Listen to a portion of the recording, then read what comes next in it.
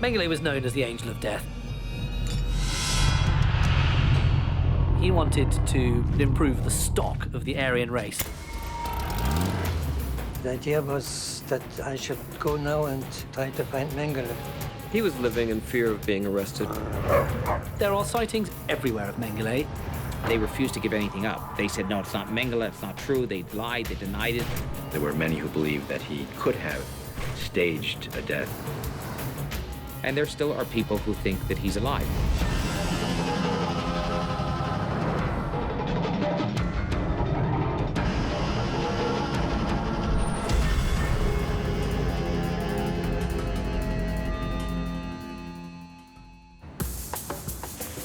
Buenos Aires, 1958. The Argentinian capital's old-world charm and famed nightlife have made it a magnet for European expatriates. It is also a magnet for Nazi war criminals, fugitives like Dr. Joseph Mengele, the Angel of Death.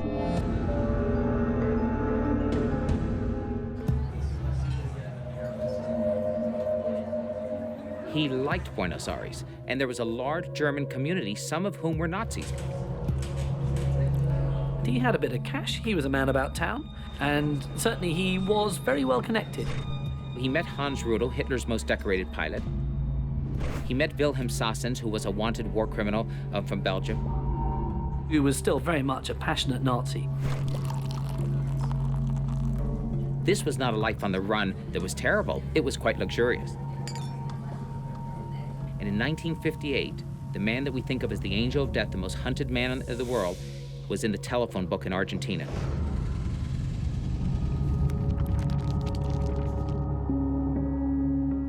One of the things that happens that changes everything for Mengele is that in 1959, he's indicted by the West German government. The Auschwitz-Birkenau doctor is wanted for mass murder and also for performing unspeakably cruel medical experiments on children as young as 5. Germany demands Argentina hand him over to face justice. And that scared him. It made him feel unsafe in Buenos Aires, and that was good, because he deserved to live in fear. What Mengele doesn't know is that there is more to fear than just an extradition order. Israeli agents are on the hunt for Nazis in Argentina, and they've already caught one. We took off his clothes to make sure that he doesn't got any weapon or razor blade to kill himself. I told him who we are and what we demand from him. Adolf Eichmann, the architect of Hitler's final solution, is in Israeli hands. After they kidnapped Eichmann, Zvi Aharoni interrogated him and said, "Where's Mengele? Where's Mengele?" And he refused to answer about any question about us. And Eichmann was absolutely, loyal and said, "I have no idea where he is." In fact, the two had shared cake and coffee several times in Buenos Aires. Eichmann and Mengele actually meet each other at the ABC cafe, and they don't get on very well. He viewed Eichmann as a lower-class officer who lived in this terrible area of Argentina, in this suburb of Buenos Aires. Mengele was more regal. He associated with intellectuals. He had the top end of the Reich. Eichmann was he was a working-class stiff at the Mercedes factory. The Mossad interrogators apply more pressure. Finally, Eichmann cracks. He knew that Mengele was somewhere in the Argentine, maybe in Buenos Aires, but he had no contact with Mengele. He met him before, but he had no idea of his address and what he's doing now. For the Mossad, Mengele is right up there with Eichmann on their most wanted list. Mengele had the worst name in Israel than Eichmann. He was a real butcher. Mengele's big interest was in genetics, and he wanted to look at how you could improve the stock of the Aryan race and therefore propagate a master race. The Auschwitz-Birkenau concentration camp was the site of Mengele's nightmarish medical lab. Part of his experiments were about sterilization. So to find out how they could sterilize the Eastern races, the Slavs, the Gypsies, the inferior races at a faster rate. And he had power of life and death. most of Mengele's human guinea pigs perished. The experiments get progressively worse, and by the time he leaves there, he is the monster that we've all come to know him for.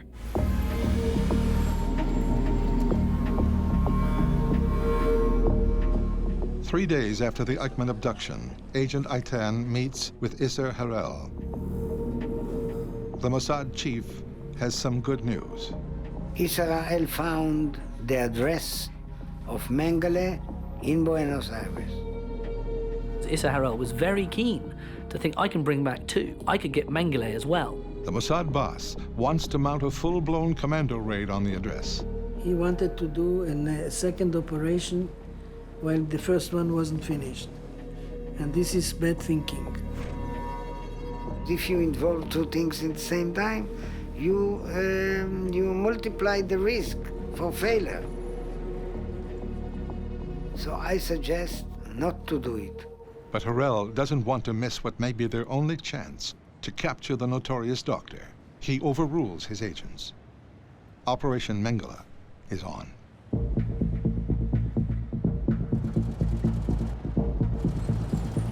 The Israelis actually went looking around Buenos Aires during that period in which they were holding Eichmann in the safe house.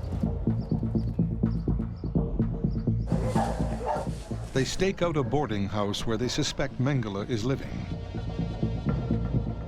That was really risky because we all traveled on false passports, on languages we didn't master. If you were caught in Argentina in 1960 as a known foreign spy, you wouldn't have been executed, but you would have been the guest of the Argentine government for a very, very long time. Mossad agents have tracked Nazi war criminal Joseph Mengele to what they hope is his hideout in Buenos Aires. He sent few people to check his apartment. And they were making pretty sort of blatant inquiries as to where he was, and they were going up to the boarding house where they thought he had lived and said, is this where Dr. Mengele lives? Hoping that maybe they'd say, oh, don't you mean Mengele? Yes, he lives over there. The risks were definitely the German community of Buenos Aires. There's a German community of 250,000 people then. It is the large German community that has drawn Nazis like Eichmann and Mengele to Argentina. The country's totalitarian regime, led by Juan Perón, has made them feel right at home. And everybody wonders, why did South America, and Argentina in particular, become the place where the Nazis came to after the war? And the truth is that there were already links between the Nazis and Argentina during the war. During the war, Perón and the Argentine government had secret agreements with Himmler's foreign espionage service. When the war ended, it was a natural extension of Argentina's role during the war for it to receive Nazis afterwards.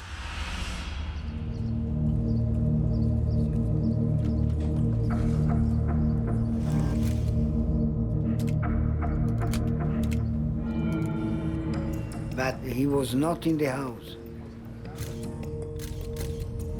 Fact is that we couldn't find him. That means that he was dug in better than Eichmann.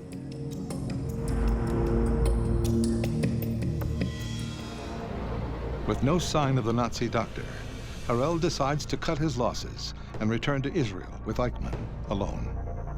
I'm afraid at that stage that the Mossad were on a very cold trail indeed, and Mengele had long flown the coop.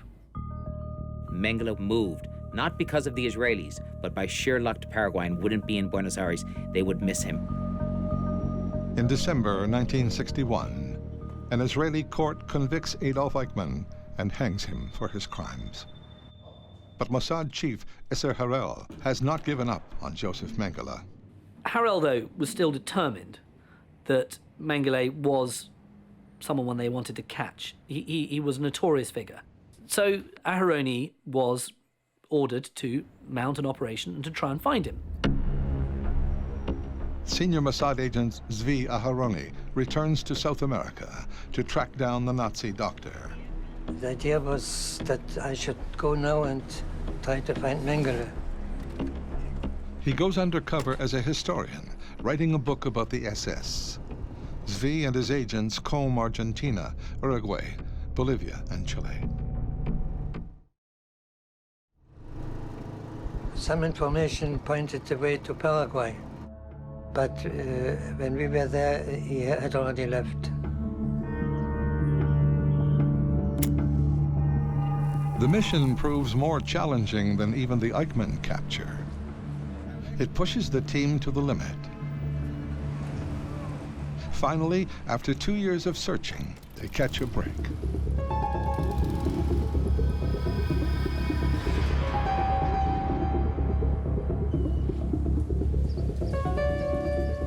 They had picked up this Belgian war criminal.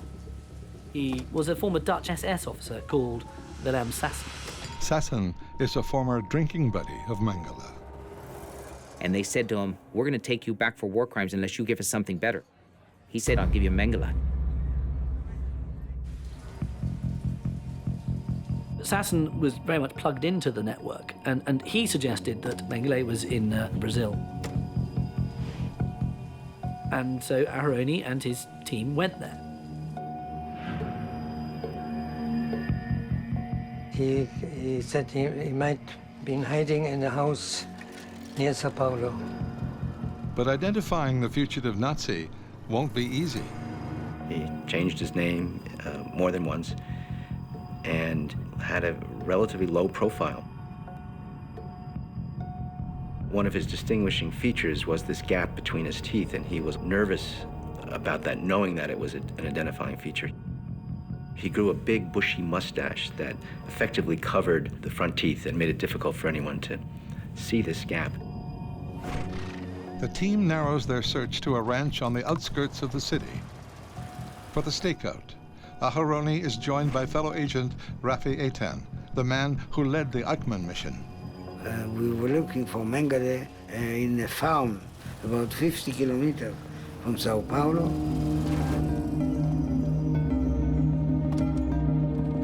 The Israeli spies spend days watching the ranch. The information provided by Sassen is beginning to look like another dead end. And then I saw a man with a mustache and two people like bodyguards watching him. And one of them, for sure, was Mengele.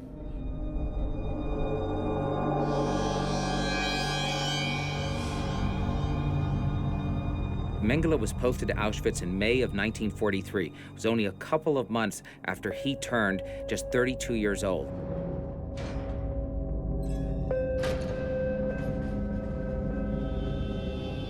We were loaded into cattle cars. People were praying, crying. He's standing at the ramps when the trains pull in.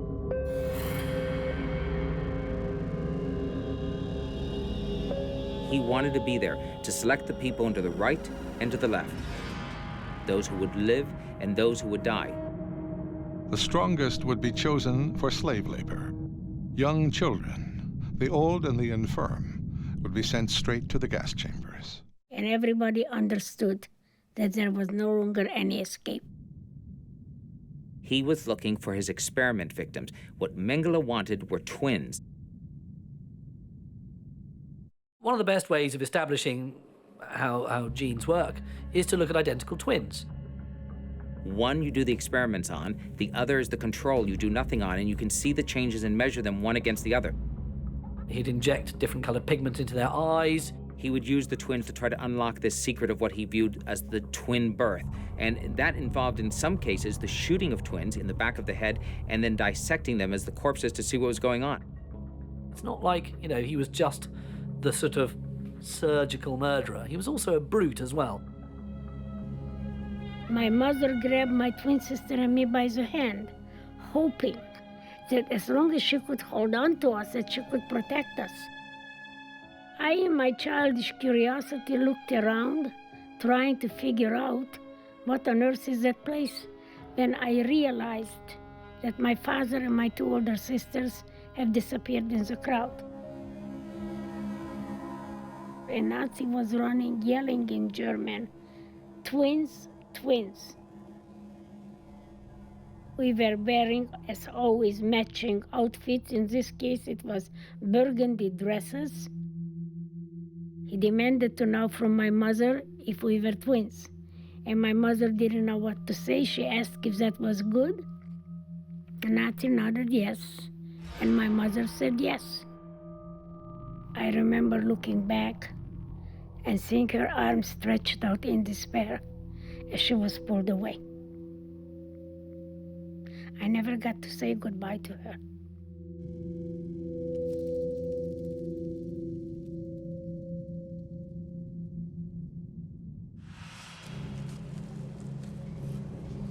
The Israelis went out and they looked at that farm, they staked it out, and Zvi Aharoni, the head of the Mossad team, told me these men walked past him, and one of them he was convinced was Mengele.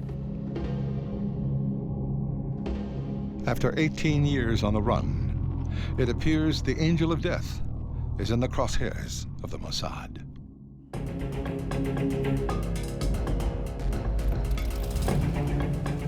Mossad operatives believe they have sighted the world's most notorious Nazi fugitive. I'm sure that we did see actually Mengele. For now, the team's mission is limited to surveillance. They return to Israel to plan their next move. Agent Zvi Aharoni reports to Mossad Chief Isser Harel. Harel didn't believe their intelligence. Aharoni said as a field agent that he felt as though the man he saw was Mengele, and that was enough, therefore, to go. But what Harel was saying to him is, guess what? This is 1961. It's now 16 years after the end of the war. You're making a visual identification based upon somebody's SS photograph, which was taken in 1938.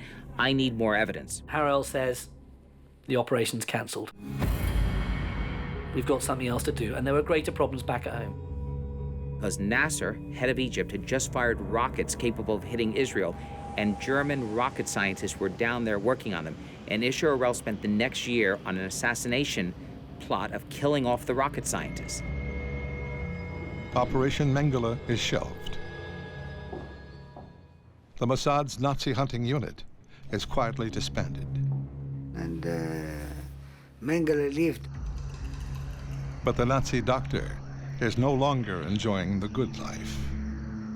After 1959, when he had to flee Argentina because of the extradition request, his life went into a very sharp decline. Mengele was growing increasingly paranoid that he was going to be caught. He's living a very nervous life. Joseph Mengele has no idea that the Mossad have given up their chase.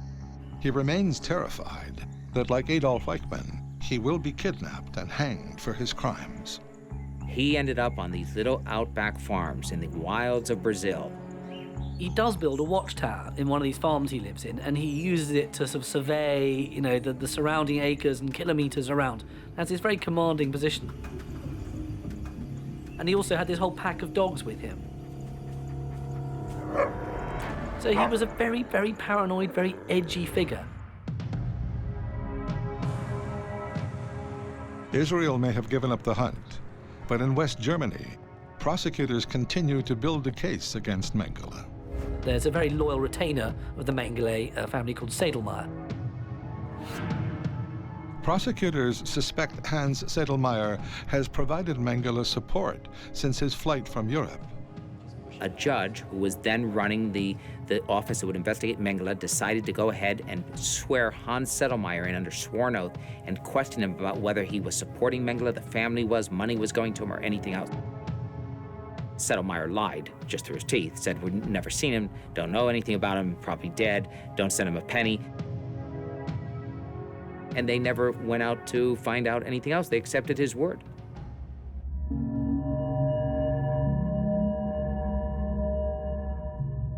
Mengele's long flight is now nearly 20 years in the making. Auschwitz is liberated in January 45, but before that happens, Mengele's made good his escape. But he got away 10 days before the Red Army liberated the camp. It was complete and utter chaos. Tens of thousands of prisoners moving through the camps at the same time. Nobody quite sure of who was anybody. He fled with a suitcase full of his scientific findings. And he was picked up finally by the Americans in June of 1945. What saved him was that Mengele's vanity. When he had joined the SS, one of the things you had to do was have a blood type tattoo put under your arms. So that if they were wounded and unconscious, they would know what kind of blood for transfusions. He was fastidious, narcissistic, and he didn't want a tattoo, apparently.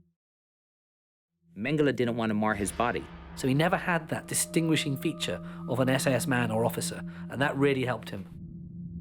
So in the days at the end of the war, and they had quite a simple litmus test. Take off your shirts, raise your hands. If they found a tattoo, they put you to one side and they would interrogate you. If there was no tattoo and you had some kind of reasonable story, then you were released, which is what happened with him. Mengele drifted homeward through Germany. Mengele did not go back and live openly under his own name in his hometown. He lived under an assumed name on a farm in Bavaria, where he works for 2 to 3 years. American investigators show up at his wife's home and say, "Do you know what happened to your husband?" And she says, "I hear he's dead on the Eastern Front," and they close the file. But Mengele's family knows that he is alive and well. They even sent him money via Hans Sedlmayr. He came from a very rich family. The Mengele family were a family who produced farm machinery in Germany. The Mengele family ran the largest business in Günzburg. Günzburg was a company town. But as long as Dr. Mengele stays in Germany, he remains at risk. He was living in fear of being arrested. He saw what happened to, the Nazis in the Nuremberg trials, where all the Nazi leaders were tried, convicted, and executed by hanging. He knew, as a former Auschwitz doctor, that this could very probably be his fate if he was caught. So he contacts his family back in Günzburg, and Sedlmayr puts him in touch with various people who can help him. If you had enough money, you could flee. So he crossed into Austria. From Austria, he crossed into Italy. And like many other Nazis, he reaches Genoa. He got an Argentine landing permit in the name of Helmut Gregor. He boarded a ship called the North King to Buenos Aires. Mengele arrived in Argentina in August 1949. Before long, he begins selling farm machinery across South America. His business thrives. From 49 till 59, those 10 years he spent in Argentina were actually very good years.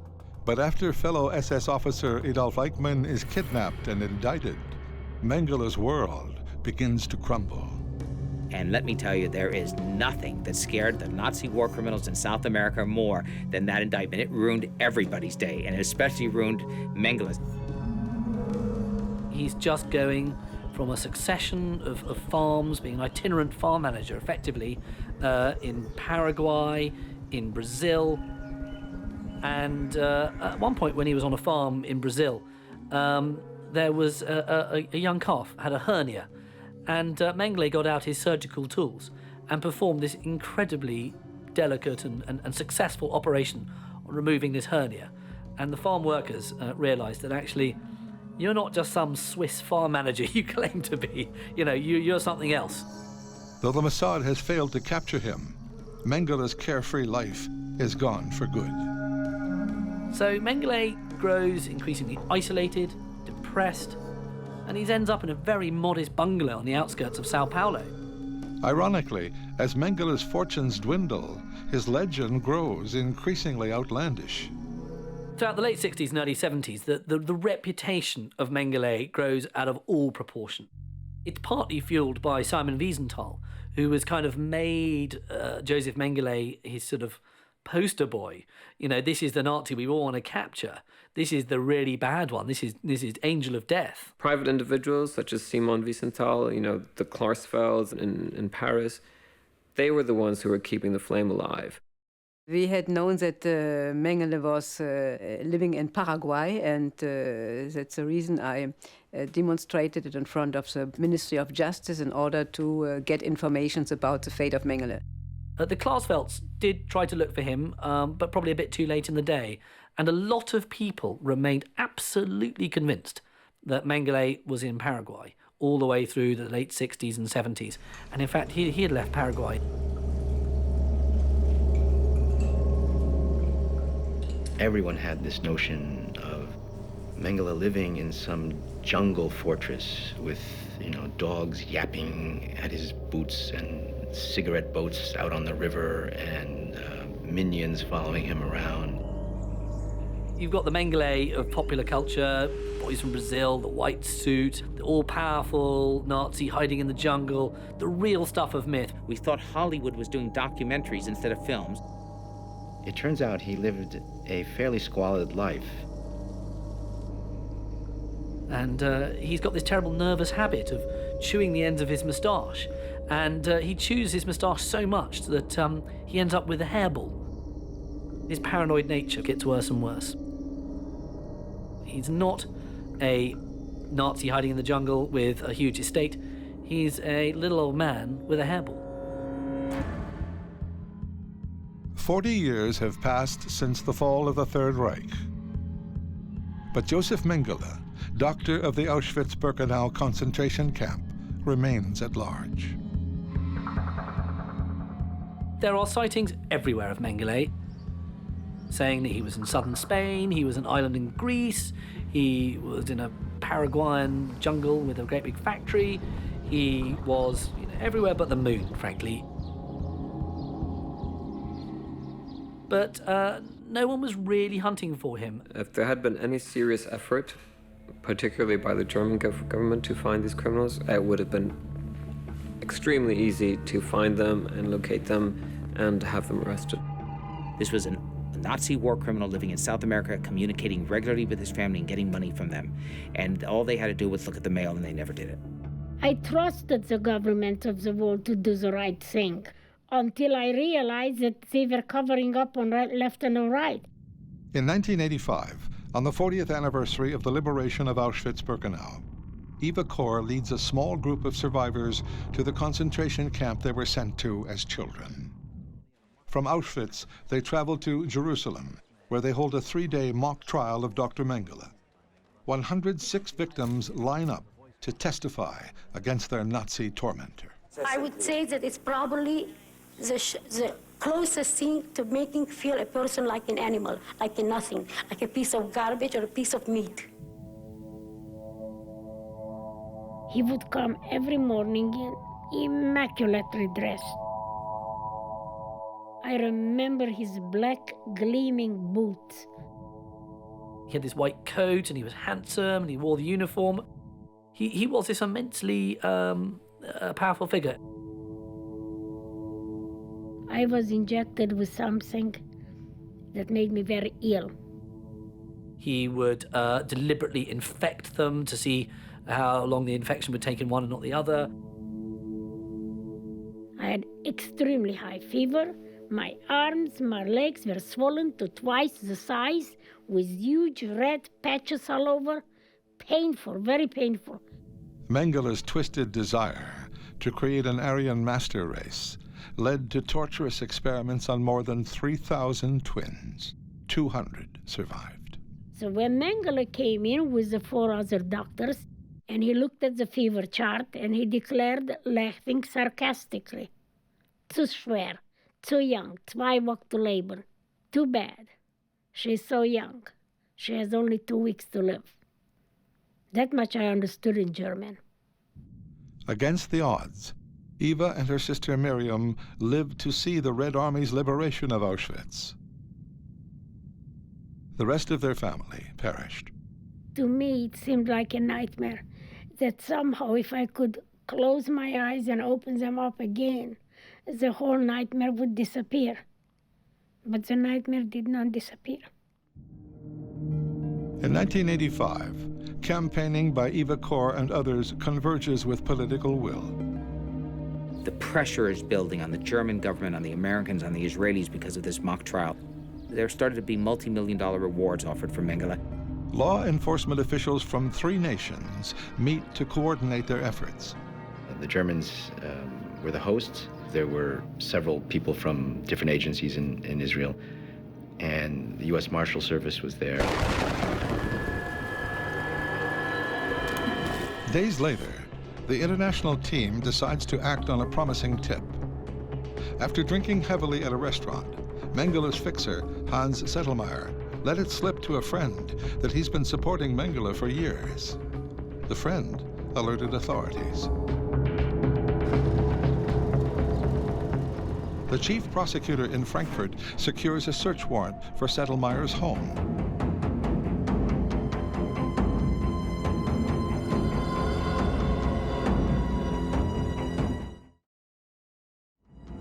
Sedlmeyer was always considered to be a potential link to Mengele in South America. The hunt for the Nazi doctor moves into high gear. May 31st, 1985. German special agents raid the home of Mengele family fixer Hans Sedlmeyer.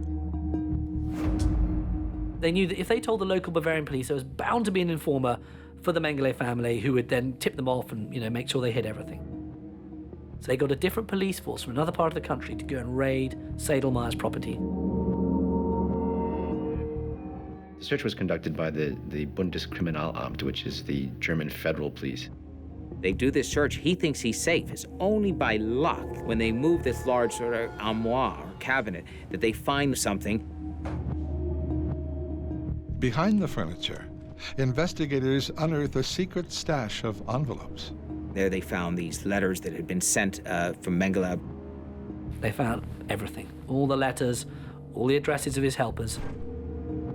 Long had been rumored the fact that Sedlmeyer's wife had had a crush on Joseph Mengele early on. And Mengele had letters to her directly as well as to Hans Sedlmeyer. Among the cache of letters, investigators find one that includes a stunning revelation. With deep sorrow, I tell you of the death of our common friend. That led the Germans to believe that Mengele had died in Brazil in 1979. Sedlmeyer is arrested. A search of his address book links Mengele to a residence in Sao Paulo. David Marwell, an investigator with the U.S. Justice Department, is part of the international force now hunting Mengele. The Germans, after the discovery of the documentation in the Sedlmeyer home, went directly to Sao Paulo.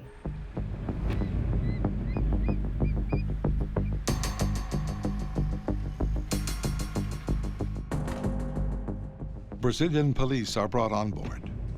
Romeo Tuma was the captain who ran the Brazilian investigation for the federal police. He received the material from the Germans. Tuma quickly determines who lives at the Sao Paulo address. A German family called the Bosserts.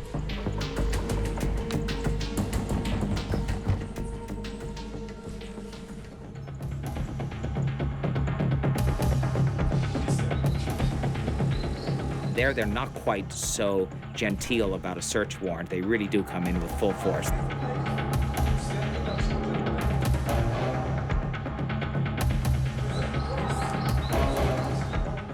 Police question them about their suspected link to Mengele. And they refused to give anything up. They said, no, it's not Mengele, it's not true. They lied, they denied it.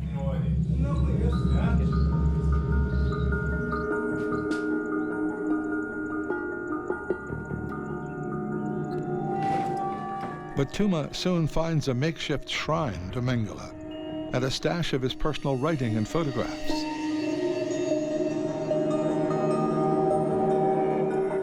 The truth about one of the era's most enduring mysteries is finally revealed. And finally, they gave it up. The family admit to sheltering Mengele during the last 4 years of his life. But then they said where he was dead, and then where they had buried him.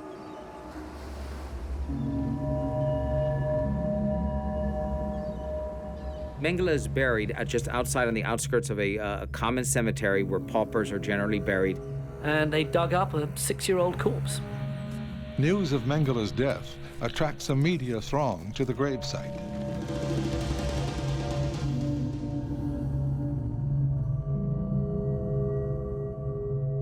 And there was Mengele's skull for everybody to see. And it was kind of held up for the cameras in a rather grisly way, and snap, snap, snap. But questions linger. There were many who believed that he could have staged a death, and he had the requisite medical knowledge, and clearly the motive to stage a death. Because he had this diabolical reputation, because he had this image that he was this cunning scientist beyond, any form of natural justice, he was, this was all just some cunning thing. Even though Mengele's bones had been dug up, a lot of people thought that Mengele was still alive. An international task force from Germany, Brazil, Israel, and America believe they have found Joseph Mengele. Forensic scientists must now prove the exhumed corpse really is the Nazi doctor. We put together a top-flight team of pathologists and of radiologists and dental experts. The Israelis sent down the chief pathologist of the Israeli Defense Force. The forensic experts set out to compare what they knew about the living Mengele with what evidence could be derived from the skeletonized remains. So they'd compared the skull to a picture of Mengele's face, and they blended the two together. So it's very eerie, but very compelling as a piece of evidence. We spent a great deal of time examining the bones that were discovered in this grave, and I am absolutely confident that the bones were Joseph Mengele's. But for undeniable proof, they would have to wait for the advent of a new forensic technology. There was a lot of room for the doubters to think that actually maybe he's, still around. Maybe this is all a fix. And it did take really genetic testing in the early 90s to fundamentally prove to people that these were indeed Mengele's bones. Science caught up with the Mengele case. Bones from Brazil were sent to a laboratory in England. They were ground, and they were able to collect a tiny amount of DNA, enough to analyze it. The results are definitive. The bones are Joseph Mengele's. There he was dead.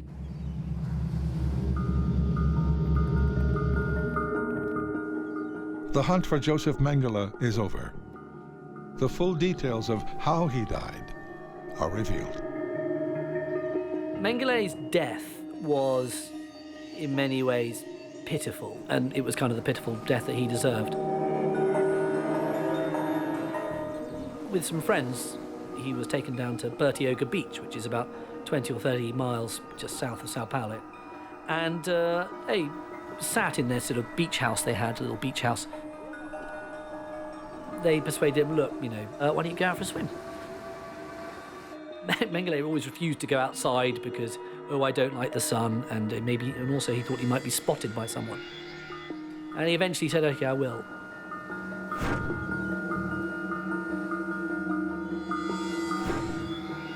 Current was very, very strong, as it is round there.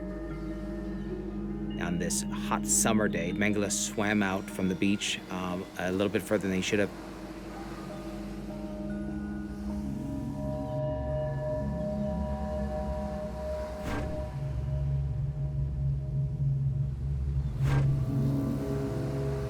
And it became quite apparent within a few minutes that he was in trouble.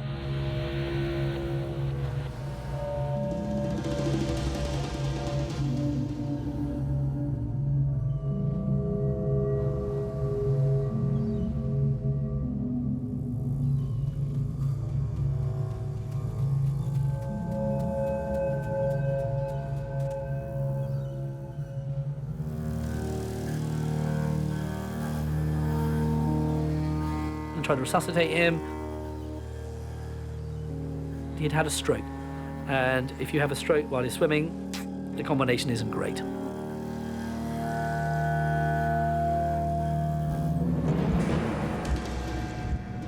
And he dies in the water, either from drowning or from the stroke itself. The interesting thing is that after his death, they talked about whether they should cremate him. They couldn't get anyone in the Mengele family to sign off on it. They wanted to cremate the remains. If they had done that, nobody today, including me, would think he's dead. The world's most notorious Nazi fugitive would never answer for his crimes. They would have loved to have had that trial for the historical record for Mengele. The victims deserved that, and that was frustrating for the Mossad. Israel sometimes apologizes why he didn't succeed to bring Mengele into trial. When I write my memory, I'm not going to apologize. There's no punishment for a fellow like Mengele. Even if he's caught and he's executed, the second at the end of the hangman's noose isn't justice for what he did. But there is some justice in that after the Eichmann kidnapping, he is really a bitter, depressed, unhappy man. That gives me great satisfaction. I think in many ways I feel sorry for people like Joseph Mengele, because they had a twisted idea of what is right and what is wrong. I don't believe that the perpetrators escaped scot-free. I think they lived a miserable life filled with guilt. If you're looking for shards of justice in all of this, he didn't lead the life that many fantasized he did. This was not a comfortable life. Mengele died an old man. And the hell with him. Kurt Lishka was in charge of annihilating a people. It was a death factory, basically. You know, it was a death factory. There was no will to bring the Nazi criminals to justice. The Klarsfelds believe in action. We had to do something. There were plots in Germany to kill us. Nothing would stop them.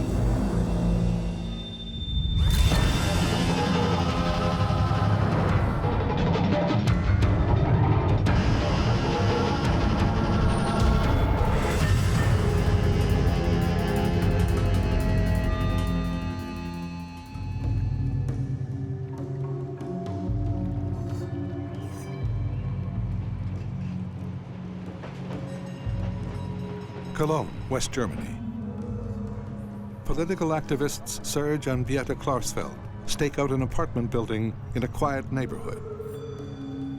It is home to Nazi war criminal Kurt Lishka.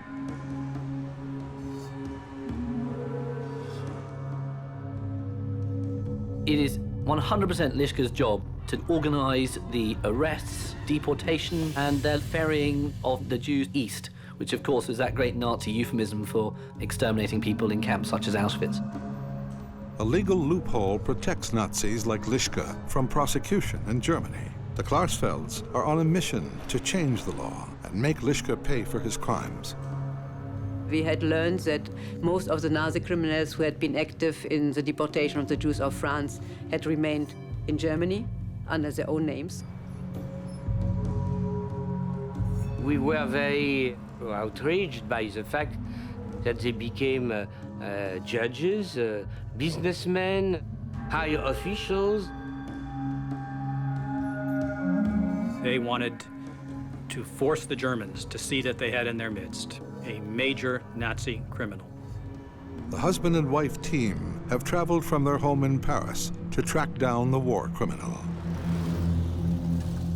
Beate called information in Cologne and had no problem immediately getting an address for Kurt Lishka. Kurt Lishka, this and this number, and his address, Bergisch-Gladbacher Straße. You know, it was as easy as this. For Serge, this isn't just about politics. A French Jew, he lost family in the Holocaust. We saw him leaving to go to work as an accountant. He was a businessman. But 30 years ago, Lishka had a very different job. As Gestapo chief in Paris, he orchestrated the murder of 33,000 Jews. He sent out to Paris, where he heads up the Jewish Affairs Department. And that doesn't mean looking after Jews. That means effectively killing them. He organized the arrest of Jews in France and their deportation to Auschwitz. And that's his job. He's in charge of annihilating a people. After the war, he fell in the hands of the Czech authorities. They released him in 1950. He went back to live in Germany, and he lived quietly with his family and tried to get on with a normal life. He was a prosperous German businessman. It's extraordinary to think that someone could have gone from exterminating people to living this sort of upper middle class life, but that was the way it was. In recent years, Lishka has prospered. He is now a finance executive for a grain shipping company in Cologne. He was sending grains exactly like Jews. He was sending grains. It's the same work as sending Jews.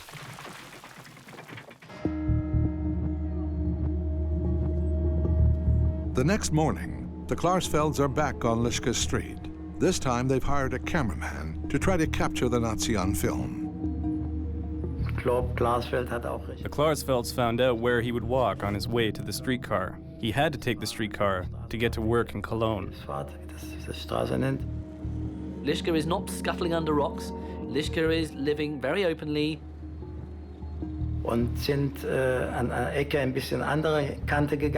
And suddenly, we saw a tall man. He was wearing a black coat, carrying a briefcase, and was smoking a cigarette. Serge said, "Yes, that's him."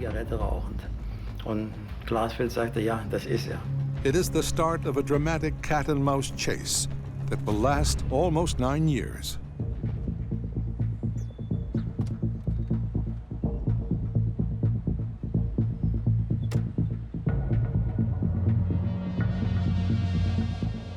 We filmed Lishka when he went out from his apartment.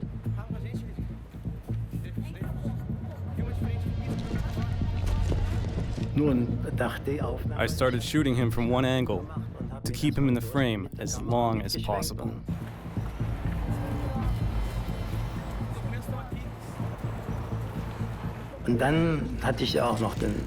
I was following him, walking right beside him.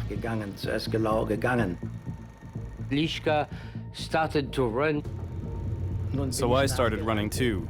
I kept one eye on the street. My right eye was on the viewfinder, trying to focus on him. We didn't want to do something against him, but he believes that perhaps we will. He hid his face behind his briefcase, and you can see on the tape that he glanced at me.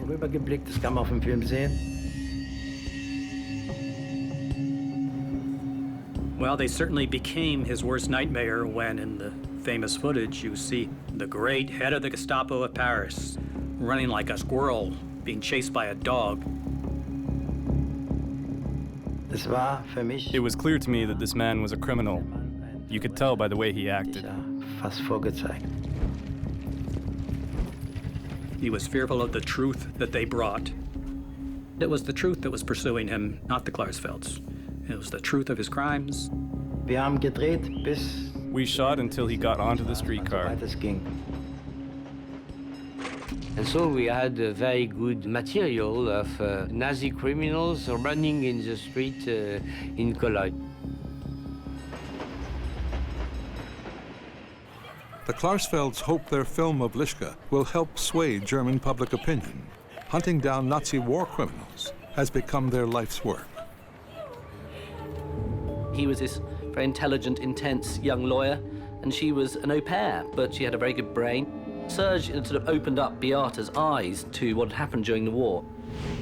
Beata came to see that as a German, it was her destiny with Serge to force Germany to look at its past.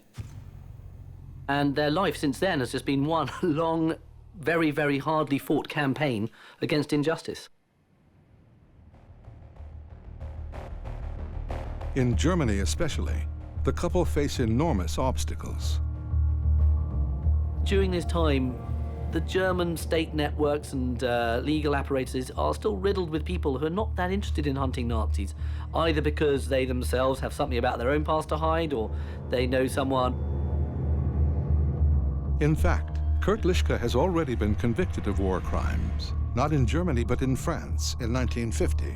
Remarkably, as long as he stays in Germany, he's safe. People like Lishka were allowed to remain free because there was no framework agreed between the French and Germans on how to get some of these criminals into France to be tried. The Klarsfelds want to shame Germany into adopting a new law, one that will punish war criminals like Lishka. They released their film to the media, which were shown in many TV all over Germany and Western world. but the public outrage they're hoping for never comes.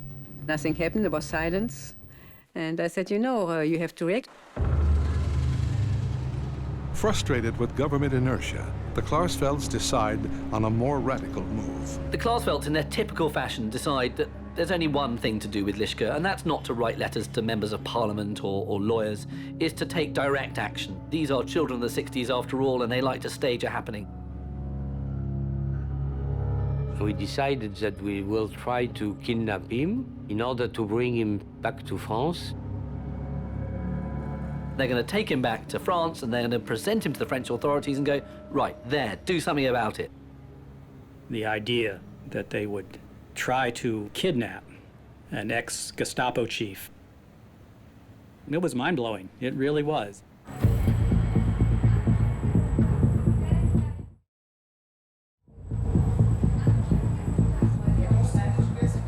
But to carry out their audacious plan, they need help. Eli is a photographer whose mother died in Auschwitz. Marco is a friend from university. And David is a doctor whose judo skills may prove useful. And we told them, are you ready to come with us? And we explained the case. And they say yes. None of them were prepared emotionally or physically, and I think it was only Serge's very strong, persuasive personality that got them on board in the first place. Beata briefs the recruits on Lishka's daily routine. She has spent days in Cologne spying on him. He left in the morning to go to his business and then coming back at noon for lunch at home and going back to his office. But we understood that it will not be easy. We knew if we will succeed, we will bring him in front of the Ministry of Police in Paris. If we do not succeed, it will be a case which will mobilize public opinion in Germany.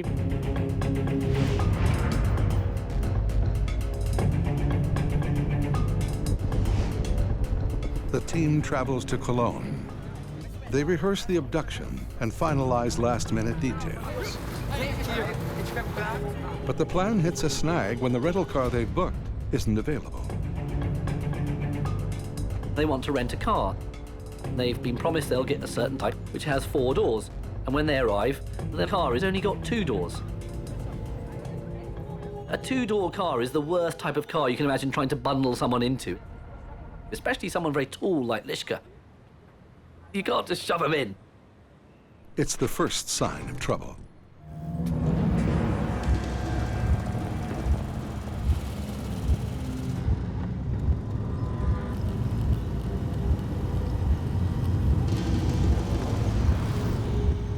The day of the kidnap, the team moves into position.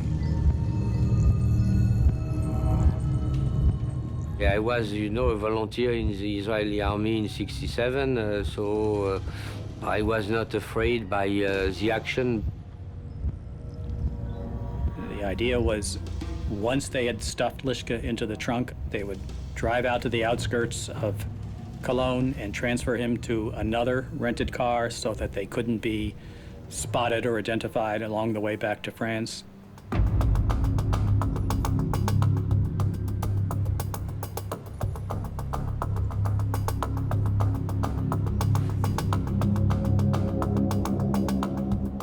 They understood that it was now the moment to go after him,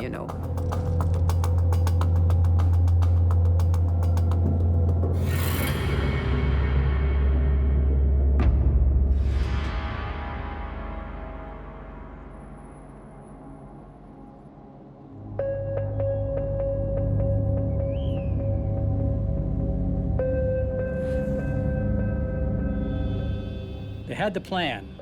What they didn't have were the personnel who could really carry it out. Somebody really to thwonk Lishka hard on the head. They're not exactly professional kidnappers. At the critical moment, Eli loses his nerve and freezes.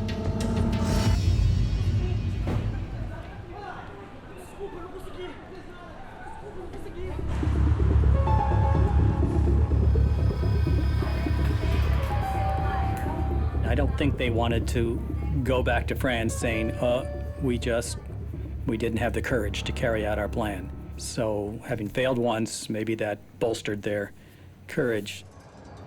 In a nearby cafe, Serge rallies his troops. He reminds them why they're here. Kurt Lishka and hundreds of Nazis like him must face justice. The situation was the same situation for all the Nazi criminals who acted in France, and we wanted to change that situation. For Serge, in the back of his mind were the screams and the moans of children who first were subjected to terrible arrest,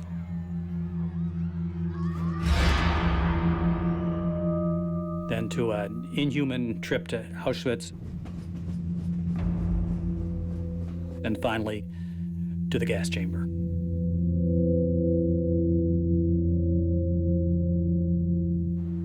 And Lishka, more than anyone else, was central to that happening in France.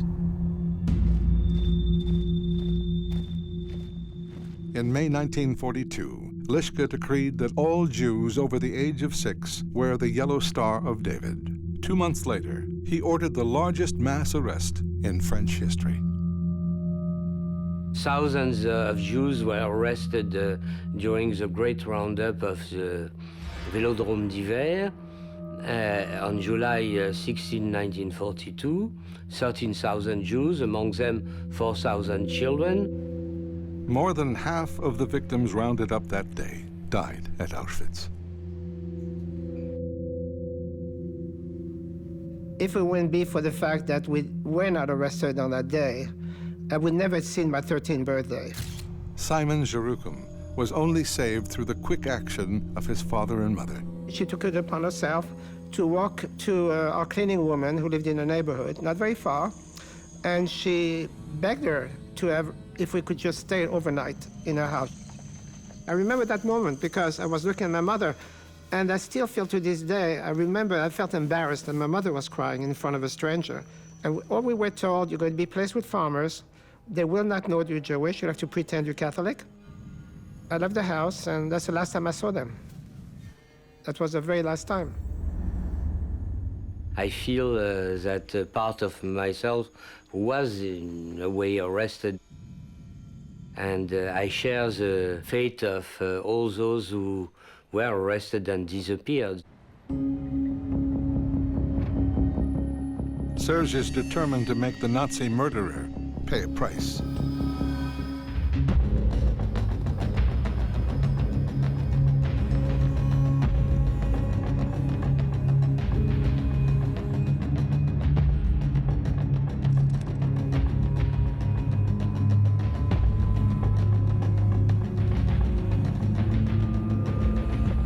At 12:45 p.m., he leads a second kidnap attempt.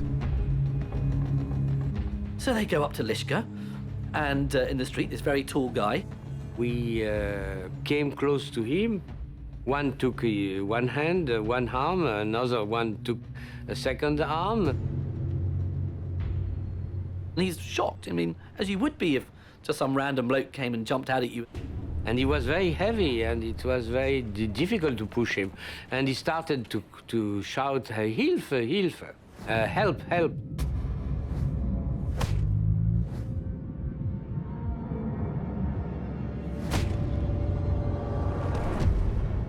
Hits him again, and Lishka sort of collapses to the ground. Not unconscious at all, but just, a little bit dazed and stunned.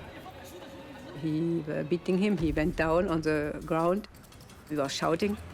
They then tried to manhandle Lishka into the car. And it's at this point that things go very badly wrong for the team.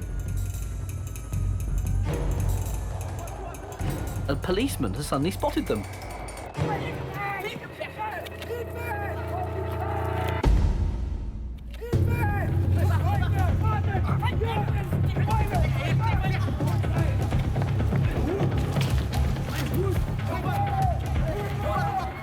We ran to the car in order to escape the policeman.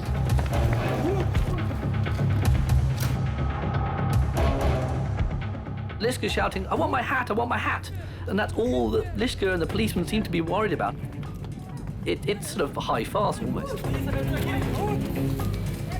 We left for France, and Beata remained behind because she was on the other part of the street.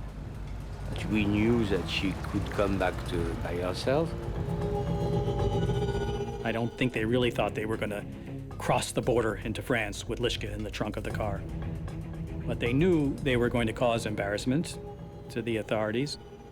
The Klarsfelds don't have their man, but they hope the Bungled abduction will hit the headlines. To their disappointment, the following day, there is barely a mention.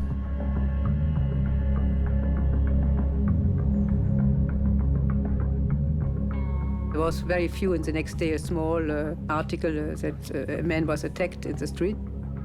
So we called the newspapers. Beata called, like if she was a neighbor of Lishka. How is it possible that nothing is written while this poor Mr. Lishka was put on the ground and attacked by foreigners? I said, you know, these were French Jews who came to kidnap the former police, the chief of the Gestapo in France. The next day, it was full of news because the police was obliged to say that, yes, there was an attempt of kidnapping. Beata decides to go one step further. She returns to Cologne and claims responsibility for the crime. So the police came and she presented herself as one of the kidnappers. So immediately Beata say, I organized that attempt of kidnapping because Germany doesn't want to ratify the treaty between France and Germany, and Kurt Lishka was our first attempt. The police didn't want to arrest her. They understood something was happening here, which was in effect a manipulation of the police. If Germany won't put a mass murderer behind bars, then Beata will sacrifice her own freedom.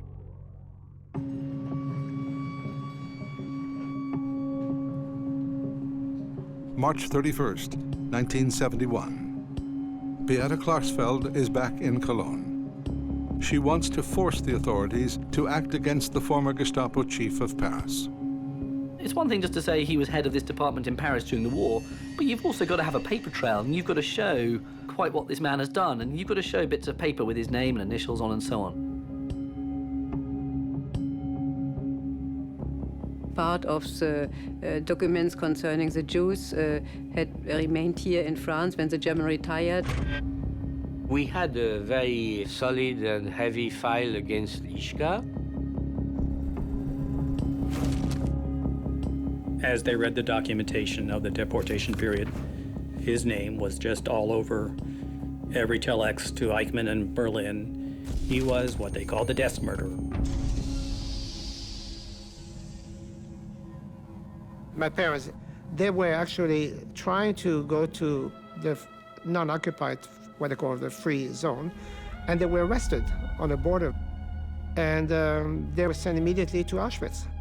So they were actually gassed in September. I mean, just a month and a half after we were separated.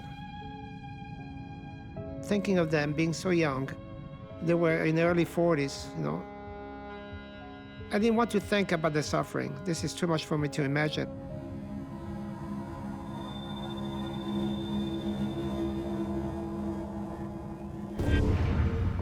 It was intolerable to them that criminals of that level should go on unrevenged. Justice had to be meted out to Lishka. In the company of Holocaust survivors, Beata delivers their dossier on Lishka to the prosecutor in Cologne. We met the prosecutor of the Lishka case and delivered him the documents. And I said, you know, here I am. I say to you, we wanted to kidnap Lishka. We could not succeed, but I bring in anyway the file about him. Beata deliberately presents the prosecutor with a dilemma. If he will arrest Beata, that will make a mobilization among the victims. And if he will not arrest Beata, it will show that the German justice is unable to arrest people who act illegally, like the Nazi criminals. The best situation for the Klarsfelds was that Lishka would continue to go about his normal life, and Beata would be thrown in jail. Now, the authorities do act. They don't arrest Lishka. They arrest Beata Klarsfeld.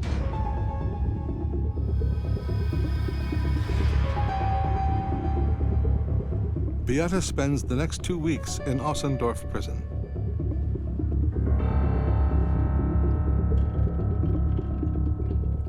And every moment of that time was well worth it to the Klarsfelds because it embarrassed the official powers.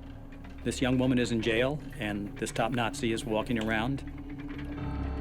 Beata and I decided to oblige the German parliament to make a law giving the possibility to judge these criminals.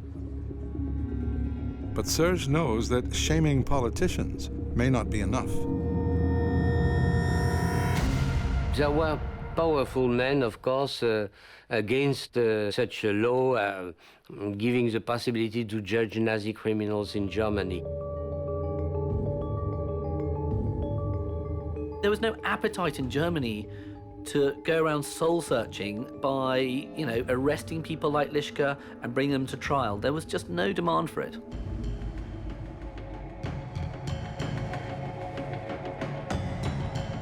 The injustice of Beata's incarceration becomes a cause célèbre. All the newspapers in France made huge articles. There are massive protests organized by Serge, you know, free Beata. Without any powers of their own, other than their own courage.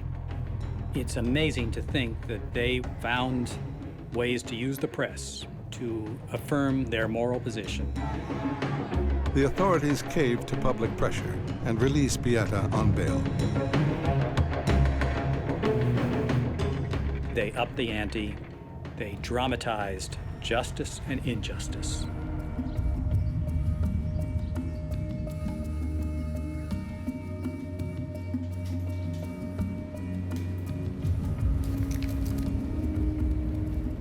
But for the Klarsfelds, the harder they fight to bring Nazis to justice, the more danger they face from those determined to stop them.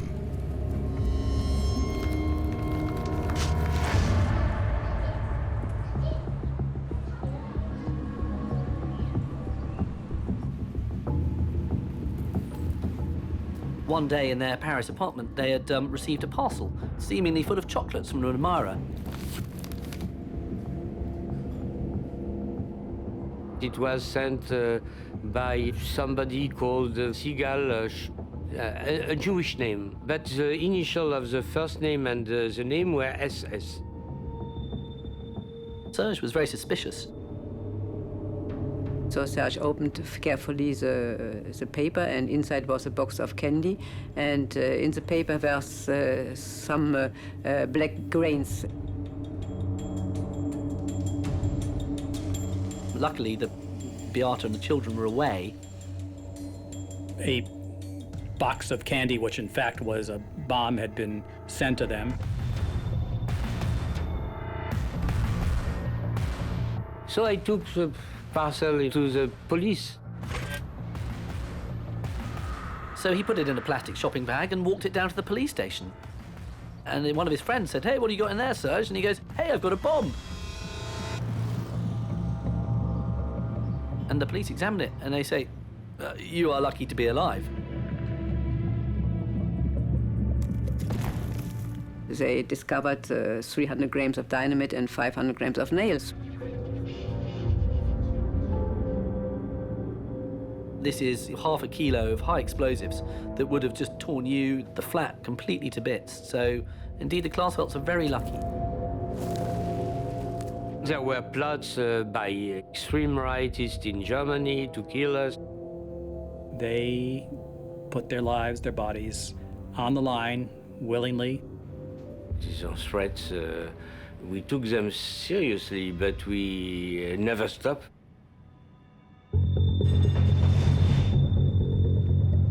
May 1973. Beata ups the ante again. 7 months pregnant and flanked by Auschwitz survivors, she marches into Lishka's office to stage a protest. She was never frightened. She was never, ever frightened.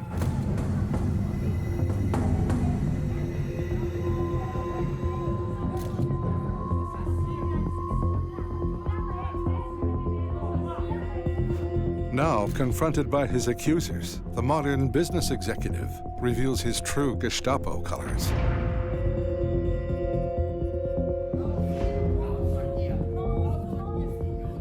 He took a gun to put one of the demonstrators against the wall. Did he hate the Klarsfelds? He certainly was fearful of them. He wouldn't have done this without the fact that he was afraid of being punished. Slowly, with our demonstrative actions, we put pressure on the German society. The Klarsfelds are really savvy manipulators, and they knew how to present a really good image to the public.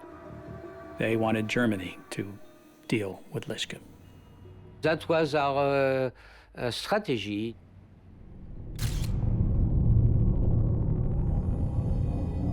Serge himself was a child of the Holocaust. I believe he was 8 years old when his father was taken away. It was September 1943. The Gestapo burst into Serge's home. He, along with his sister and mother, hid in a secret compartment inside their closet. And they started to look for us, and one German opened the door of the closet, and he put aside all the clothes like that, but he didn't touch the wood.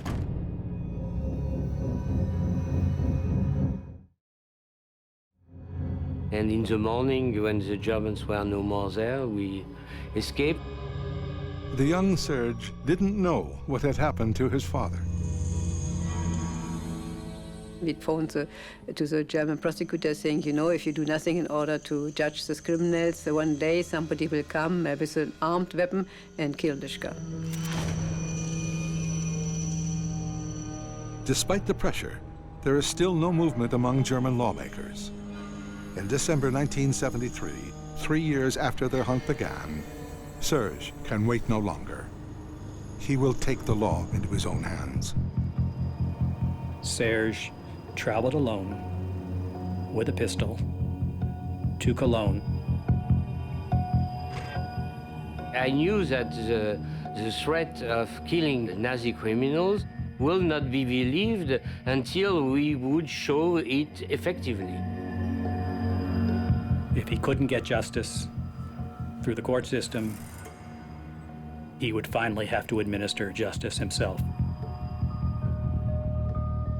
I waited Lishka to go out from his office, to go to his car. When he arrived to his car, I, by surprise, arrived with a gun. Serge took that pistol and shoved it in his face. He was shouting and afraid. Lishka! I put the gun on his head. Lishka's eyes bulged out. He immediately believed that he will be killed. Just like his victims 30 years earlier, Kurt Lishka is forced to stare death in the face. One of those victims was Serge's father, Arno Klarsfeld.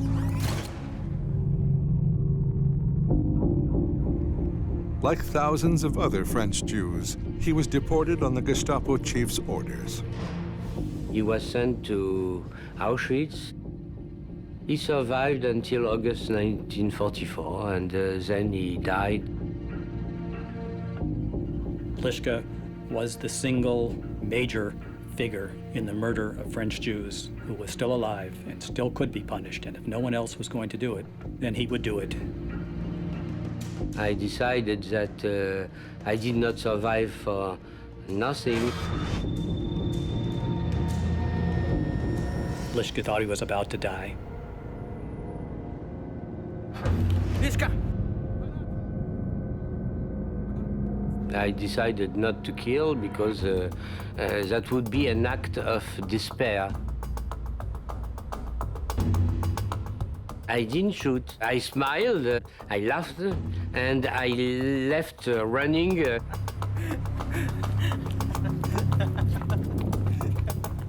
Shoving a revolver between the eyes of Kurt Lishka was a symbolic murder. And this was his way of saying, we want justice, we don't want revenge.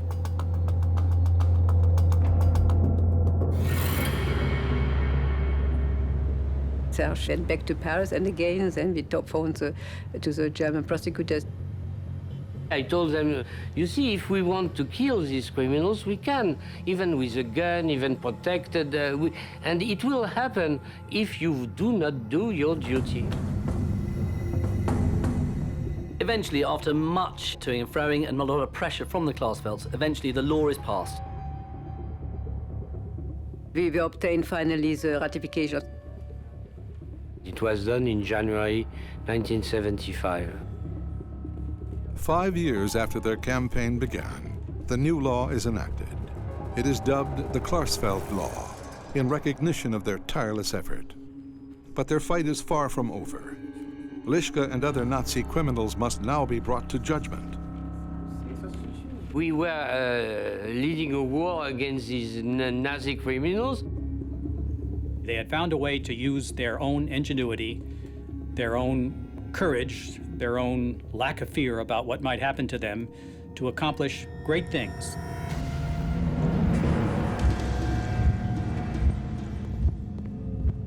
July 1978, 2 years after the Klarsfeld Law was passed, German police arrest Kurt Lishka for the murder of 33,000 French Jews.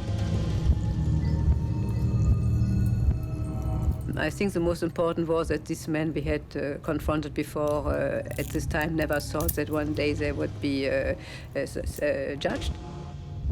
So it became possible to have a trial in Cologne. At that time, we were very, very happy.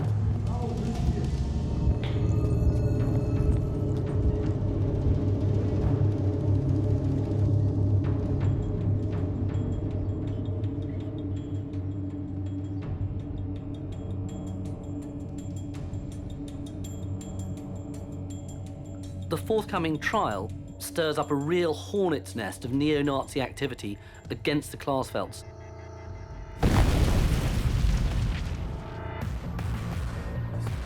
During the night, we heard an explosion, and Beat told me what it is. I believe it's our car.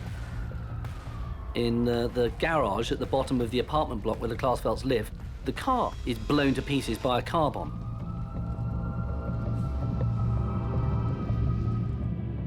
Subsequent investigations revealed that the car bomb was intended to go off when Serge was driving his daughter to school. So this was actually an act of attempted murder. It says so much of the bravery of the Klarsfelds that doesn't stop them. If you are obsessed with security, you cannot do anything.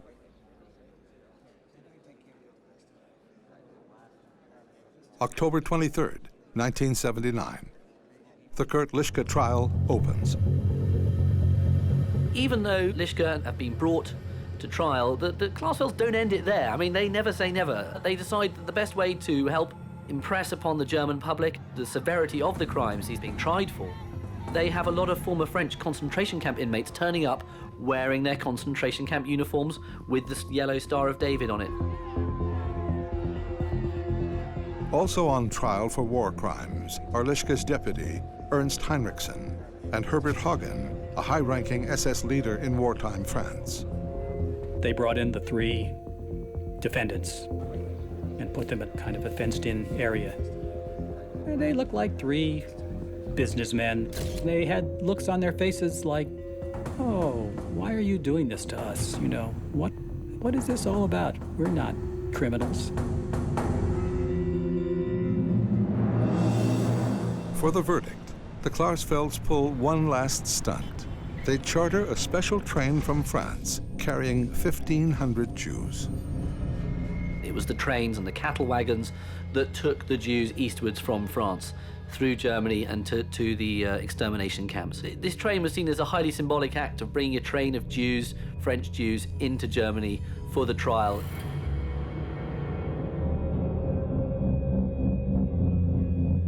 It was a big march through the streets of Cologne. The youngsters were staying outside and shouting, Lishka murder, Hagen murder. French Jews who had been powerless suddenly felt, yes, we are a people. 9 years after the Klarsfelds first staked out Kurt Lishka's apartment, all 3 defendants are found guilty. I think catching those murderers is something that people like myself, let's say for my generation, would feel a great deal of, I wouldn't say the word joy. You know, justice had been served in some ways. Nobody would ever have identified the principles of the final solution in France if it weren't for the Klarsfelds. And Lishka was sentenced to 10 years of jail. Although Lishka is sentenced for 10 years, he in fact only serves 5 years, and he's released in the mid-1980s on grounds of ill health, and he dies in a nursing home. The Lishka trial was for us the trial of those who lived unpunished in Germany during more than 30 years and eventually were sentenced by a new Germany. With our work, we obliged them to do something what they didn't want. It's very hard to imagine the depth of commitment of this couple. They were bonded together in a commitment unto death, if that's what it took.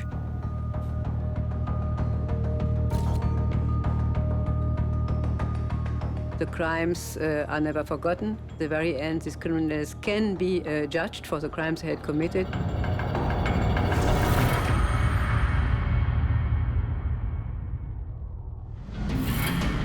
He's France's worst villain, hounding Jews, persecuting Jews. Paul Touvier sent my mother to Auschwitz. Members of the Catholic Church who were pro-Nazi helped him escape. My job is to arrest Mr. Touvier. Finding the man is not going to be easy.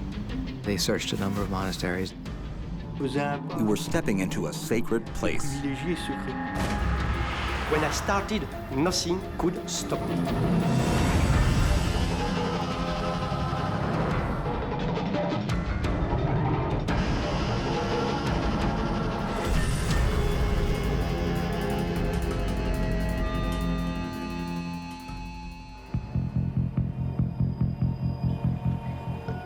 World War II has been over for 43 years. Yet France's most notorious war criminal is still at large.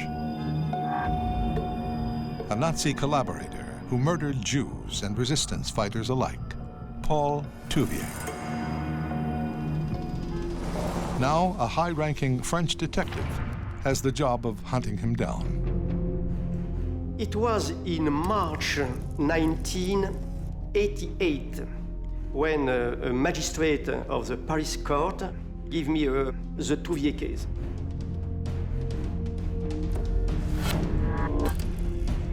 Colonel Recordon is someone who's very determined. When he decides to do something, he'll do everything he can to make it happen. Il met tous les moyens pour y aboutir. Over the years, the French National Police have tried and failed to bring the war criminal to justice. But Colonel Jean-Louis Recordon has a hard-won reputation as a tough and skilled investigator. His latest mission is top secret. For roughly 40 years, Touvier was hidden somewhere, and nobody was able to arrest him. Combing through the Touvier case files, Recordon is transported back to one of the darkest periods in French history. When the Nazis invaded France, some Frenchmen heroically resisted. Others, like Paul Touvier, wholeheartedly collaborated. He worked with the Germans during the war. In fact, they joined with German units to actually fight against the resistance. As one of the leaders of a pro-Nazi paramilitary force, Touvier's job was hunting down enemies of the state. Touvier selected 7 people, and he said himself it was because they were Jewish. They were stood up against the wall and shot. Simple as that. He's France's worst villain. Even in the 1980s, there are people in high places who collaborated with the Nazis. People who are sympathetic to Paul Touvier.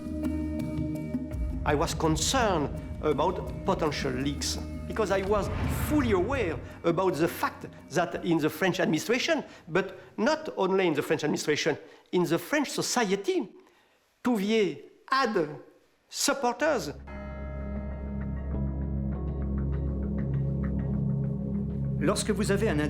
When someone's been hiding for 40 years, the chances of finding him are next to nothing.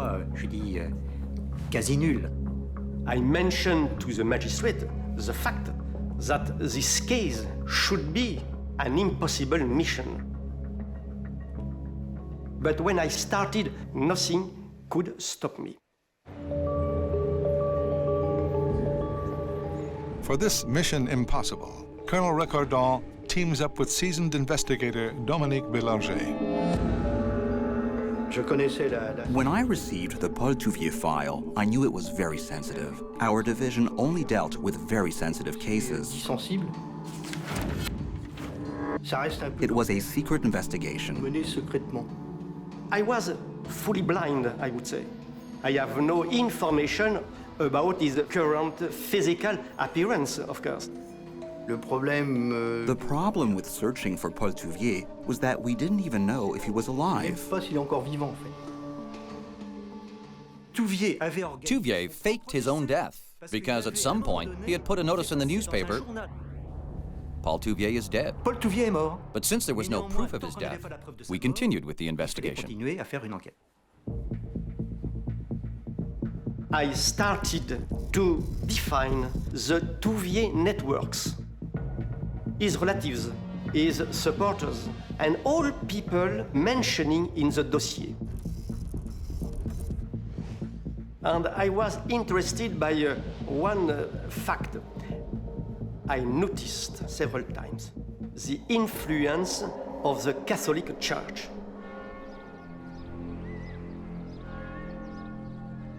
It has long been rumored that Paul Touvier has been sheltered by elements within the French Catholic Church.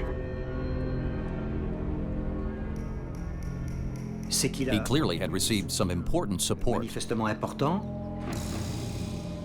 it's true, it wouldn't be the first time that sympathetic clergy have aided and abetted Nazi fugitives. I think members of the Catholic Church who were pro-Nazi helped people escape after the war.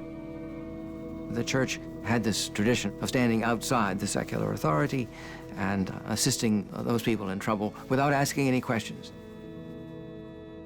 This part of the French story is always very controversial. It does seem very fishy that everybody who helped the Nazis happened to be connected to the Catholic Church. The hunt for war criminal Paul Touvier has exposed deep religious and political divisions in France that date back decades.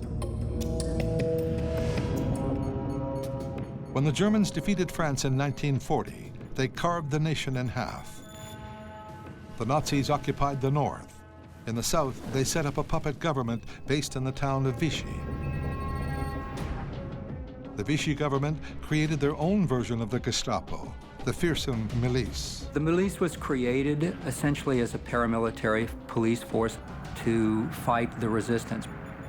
It's an expression and its ideology of the most extreme elements in Vichy. It's overtly anti-Semitic. And Touvier made a career in the milice, and he really took to it. And he did so well that he was promoted. He became the person in charge of intelligence gathering for the milice office.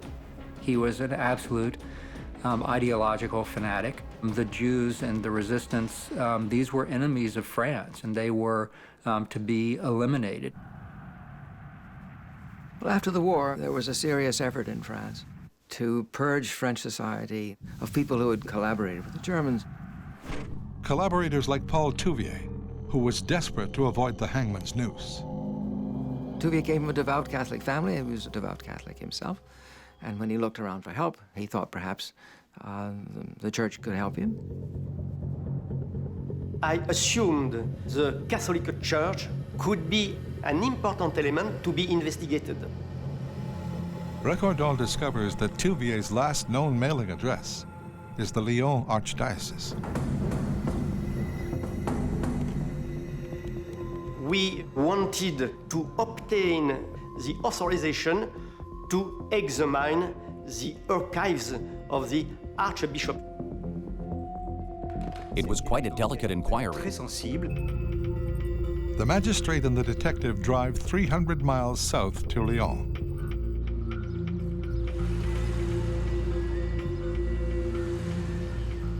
They decide the magistrate will meet with the Archbishop alone to gain his trust.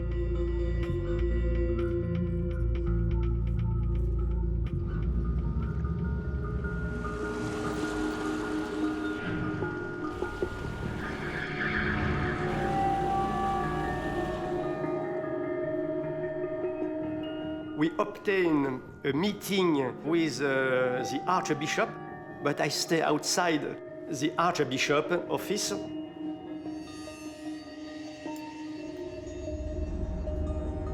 I was very anxious. It was sensitive. The Archbishop was very reluctant to authorize the police to investigate Catholic archives. Recordon's request to see the archive is turned down flat, only fueling his suspicions. For me, it's an habit to meet numerous people who don't want to cooperate with me. It's not a problem for me. Okay, you don't want to cooperate directly? Okay, I will use another way. 9 months into the investigation, Recordon is convinced that Touvier is being hidden by elements within the Catholic Church. To remain impossible to find, to stay hidden while in France, the perfect place for this was a religious setting, whether in monasteries or abbeys that could shelter entire families or individuals. Police concentrate on the right-wing fundamentalist movement within the church. We were focused mainly on one in the monastery. Due to the fact that Touvier worked for a certain time in the 70s around this monastery. It is the Notre-Dame-des-Doms monastery in central France. I decided to send Bélanger inside the monastery in order to find some clues of the presence of Touvier or his family. Officer Bélanger goes undercover, posing as an ex-convict seeking charity.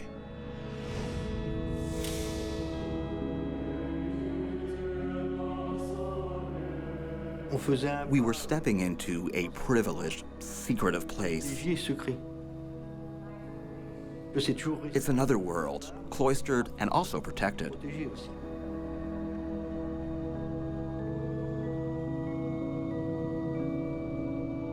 It was a very impenetrable system and very effective. It's very difficult to infiltrate these religious communities.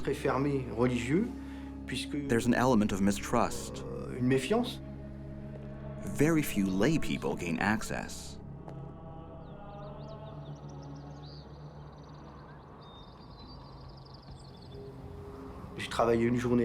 I worked there during the day and at night had the run of the abbey.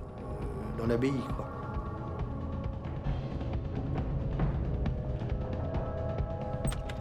Belanger searches for clues.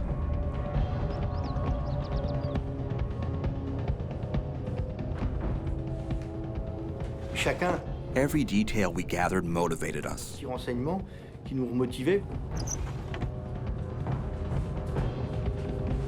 But the undercover operation yields little. There were several people staying at the monastery, but none of them resembled Touvier. It was demoralizing. Moralisant. Parce qu'on repartait vers... We had to come up with another strategy. On savait pas où on allait aller. So the team tries another tack.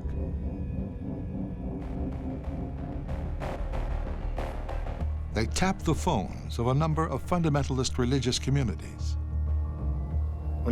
We had created a network of phone taps in every place where Paul Touvier could have been called. Paul Touvier aurait pu être appelé, en fait. All wiretapping devices were remotely connected to the basement of my offices. When you do phone taps, you hear many different voices. But when you listen to the same people constantly, you start to recognize voices. You know how they speak, what they're talking about, and who's there. That's the technique of phone tapping. Dans le même temps, and then we got a lucky break. Chance pour nous. An article appeared in a national newspaper talking about Paul Touvier's relationship with elements of the church. By chance, an investigative reporter has also been delving into the war criminal's past. Like the police, the reporter concludes that Touvier is likely being helped by Catholic fundamentalists. The article gives investigators their first major break. As soon as the article was published, we started overhearing phone conversations. Certain people were worried about how the press had discovered this information. Right after the article came out, at one point, we heard a phrase we understood perfectly to be, "Our friend Paul is not going to be happy." Notre ami Paul ne va pas être content. For me, it was marvelous, very, very nice thing. And people were saying, we have to help our friend Paul. Paul is now under surveillance. We have to take care, and so on and so on. One call in particular offers a strong lead. On the phone is Jean-Pierre Lefebvre, the head of a renegade right-wing Catholic group called the Knights of Notre Dame. The Knights are part of the fundamentalist movement.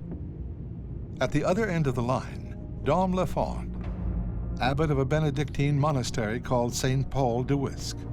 It seems that the Wisque monastery and the home of Jean-Pierre Lefebvre could be two links of the chain. Detectives have evidence linking war criminal Paul Touvier to a monastery in northern France and a secretive far-right Catholic sect.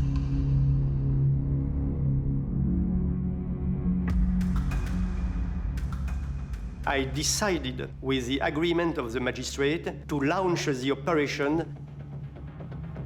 I sent two different teams, one in Wisque in order to make an investigation in the monastery, and the other team to the home of Jean-Pierre Lefebvre.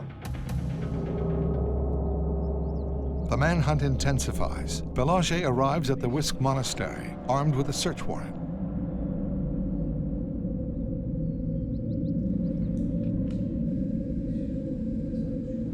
It wasn't normal practice to enter religious institutions. We questioned Dom Lafond. He wanted to phone his superiors and tell them what was happening. He thought that would scare us. Lafond was smiling, thinking we had no chance to find Touvier. We conducted a search. Dom Lafond didn't believe it. Police just didn't search a convent.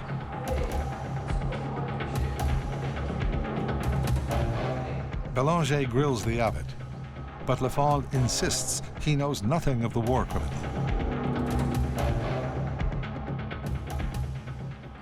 We said we would stay with him. We detained him for 48 hours. Donc là, il a vu qu'il He realized we weren't going anywhere. nous faire partir. Eventually, the Abbott cracks. In a startling admission, he reveals he is part of a conspiracy to protect Paul Touvier. He puts us on to the Knights of Notre Dame. Il dirige lui aussi vers les Chevaliers Notre-Dame. Now detectives pull in the leader of the Catholic sect, Jean-Pierre Lefebvre, for questioning. When Jean-Pierre Lefebvre was in the hand of an investigator for interrogation, he started to deny to know Touvier. But the team's already discovered that Lefebvre and Touvier share a dark past. The militant religious leader once fought alongside Nazi SS officers.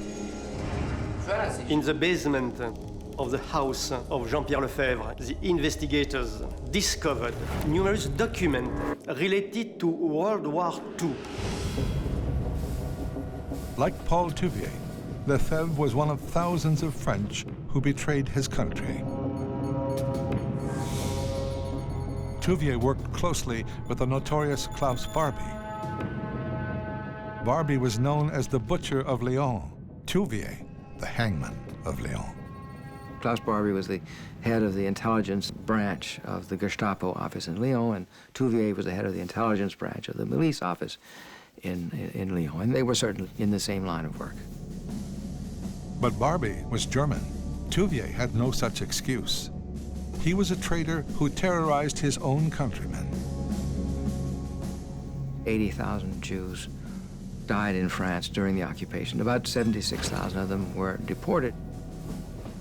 His activities as a member of the milice combine hounding Jews, persecuting, chasing down Jews, fighting the resistance, but also he becomes very much of a mafia-like figure. Vladimir Zant's mother was at a Lyon synagogue when Touvier and his henchmen showed up. Paul Touvier come with his truck and stop in front of the synagogue tilsit, and some men enter the synagogue. He took all Jewish people, among them my mother, and was directed to a prison in Lyon, then deported to Auschwitz.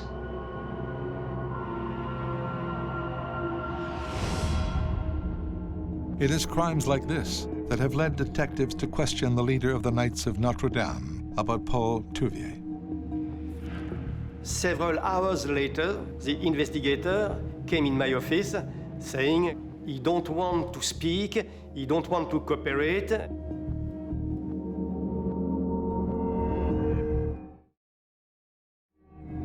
It's why I decided to join the interrogation.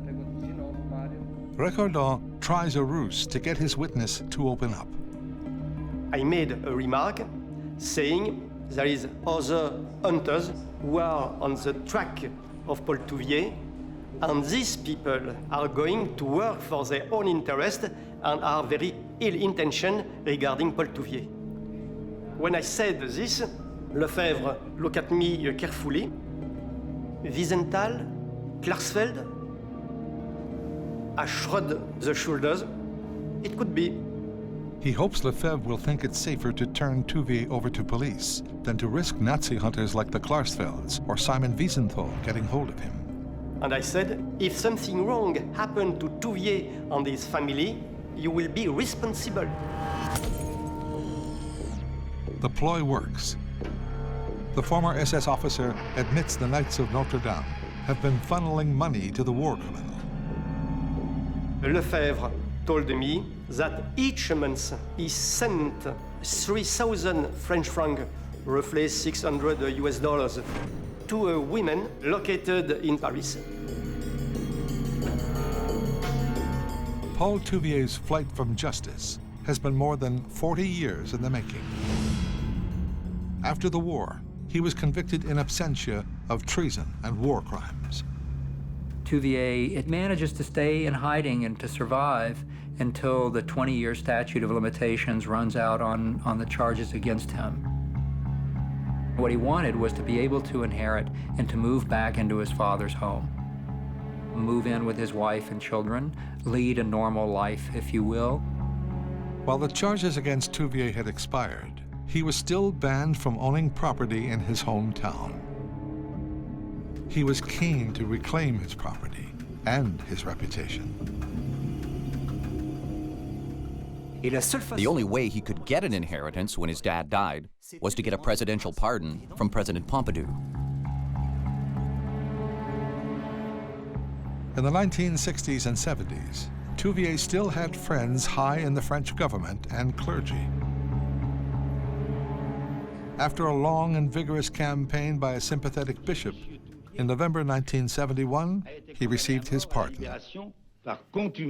When President Pompidou pardoned him of his last remaining charges, it backfired.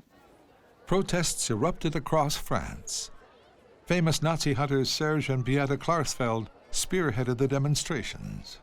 The reaction of the world of the resistance was impressive. Many protests. There was outrage that, first of all, that these crimes had essentially gone unpunished after all. Regardless of the legal questions, I mean, this man was a murderer, unquestionably a murderer. We protested immediately, and we invaded even the house of Touvier. Touvier was under siege. Desperate, he agreed to do a television interview in disguise to defend his war record. But what could I have done? What? Faced with the Germans, who were the masters of the country. But his victims weren't fooled. They filed lawsuits against Touvier. As a result, he was now charged with crimes against humanity, charges which hold no statute of limitation. Touvier goes from being a man who looks like he's gonna slide back into kind of a comfortable anonymity and live in his family home to a celebrity of the worst kind. And then he's forced to go into hiding again. It's these charges of crimes against humanity that have led Recordon and his men to pursue Paul Touvier. Now, the detectives follow the money trail to Paris and the elderly secretary of a Catholic charity. We confirmed that there was a network set up to collect money. The money was passed on to Touvier through a woman named Geneviève Penou. Recordon pays a visit to Penou to question her about the money. I explained to this woman the purpose of my investigation. But she answered she don't want to help.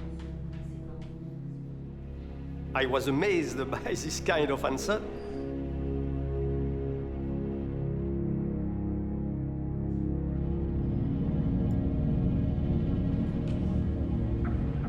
Finally, Recordon wears her down. She requested to phone her priest in order to obtain his agreement, because she don't want to be in infringement with the divine justice. It was amazing. It was amazing. The priest advised the woman, please give the information to the investigator. Madame Penou reveals that she has been sending money to Paul Touvier at a fundamentalist Carmelite convent 200 miles south of Paris. For her, it was an obligation, according to the Catholic rule, to help this family. At this stage of the investigation, things started to accelerate very quickly. So the team left Paris by plane. At that time, the police had their own planes, and 4 of us left. Another group went by car. After 4 decades, the net is closing on Paul Touvier. But there is a real danger. If he gets wind of the operation, he will vanish. It's why I decided to move very quickly. French detectives are closing in on war criminal Paul Touvier. They have flown to his last known hiding place, a convent 200 miles south of Paris. a sister was surprised about the huge number of police officers in front of her. I said, I am in charge to perform an investigation in your convent.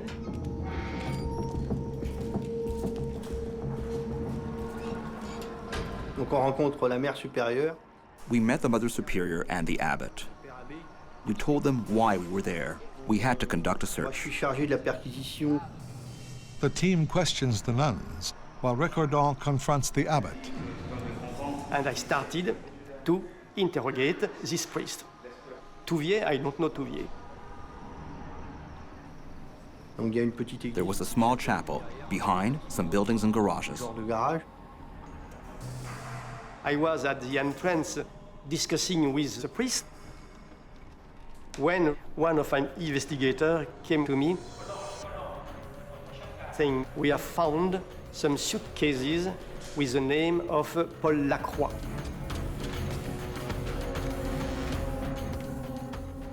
Dans le bâtiment. In one building, we found some cases labeled with a name that we recognized as one of Paul Touvier's aliases. Qu'on reconnaît comme un des pseudonymes utilisés par Paul Touvier. Et là, we opened the cases and discovered Paul Touvier's past. Tout le passé historique de Paul Touvier. And the first thing we saw was the Iron Cross. I look at the priest. You don't know Touvier?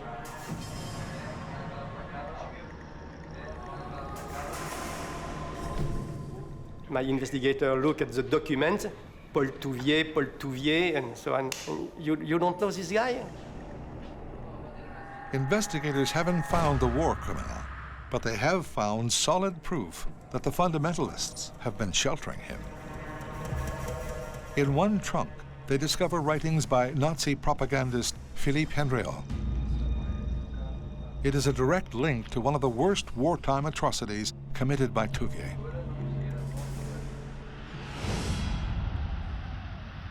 Philippe Henriot was the Minister of Propaganda under Vichy, and he was a hero of the milice.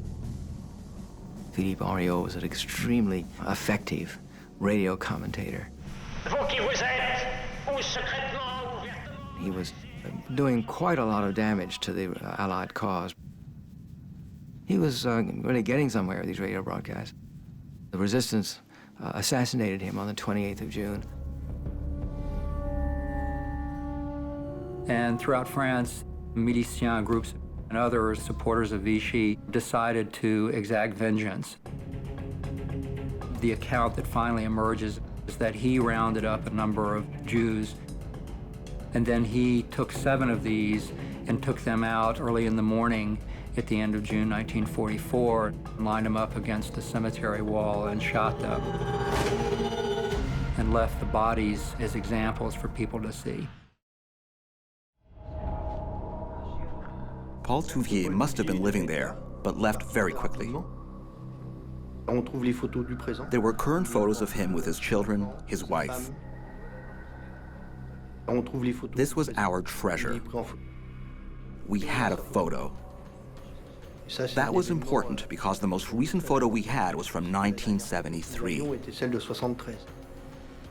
We questioned the abbot. He said he didn't know anything. I say, you have to respect the French law. Now, where is Paul Touvier? The Mother Superior takes matters into her own hands. Mother Superior asked the abbot to swear on the cross that he didn't know anything. He was trapped.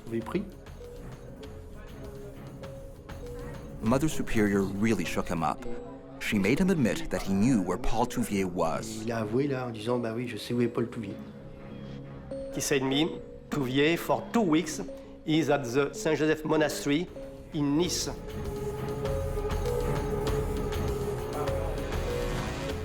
It's a critical point in the case.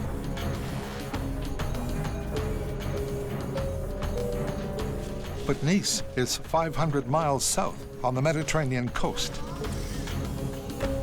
There is no time to lose. It was 11 p.m.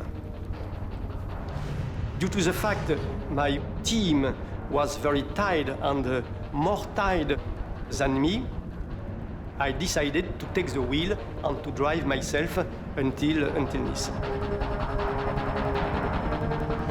Nothing could stop my investigation. French detectives drive through the night. They're heading for a monastery in Nice. After more than a year, the hunt for war criminal Paul Touvier is entering the endgame. We had to move fast. We hadn't slept since Monday. We've been on the go with no rest. We drove at 150, 160. I took one photograph with me, and with this photograph, now I can put an image on a guy. Now Touvier, for me, was very well identified. Colonel Recordon calls ahead to authorities in Nice. He asks them to surround the monastery so that no one can arrive or leave. And I said it was a very important case. I cannot speak about it by phone, but I have in my pocket an arrest warrant.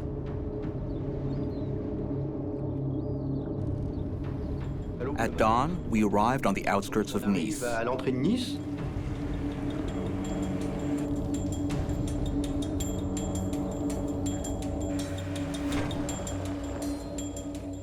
There were already 6 or 7 undercover police officers surrounding the monastery.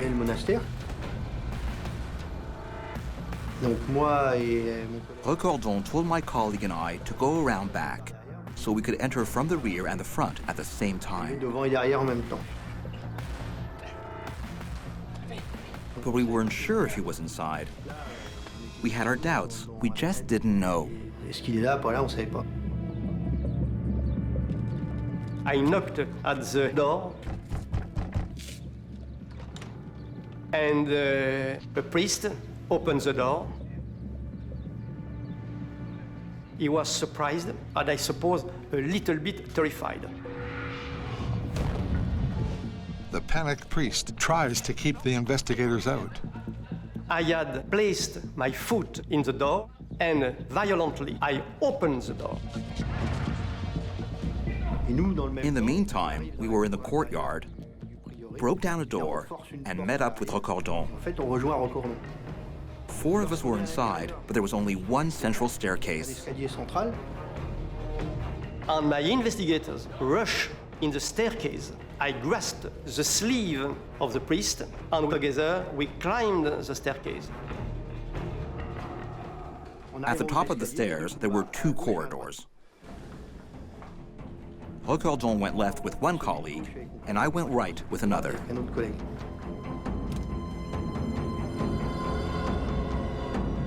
My investigator, a few seconds opening on each side, the door, and I followed, taking the priest by the sleeve. And at this stage, my heart was bumping quickly, and near the end of the corridor, I noticed an investigator stand still in the frame of the door. And in the middle of the room, I saw Paul Touvier.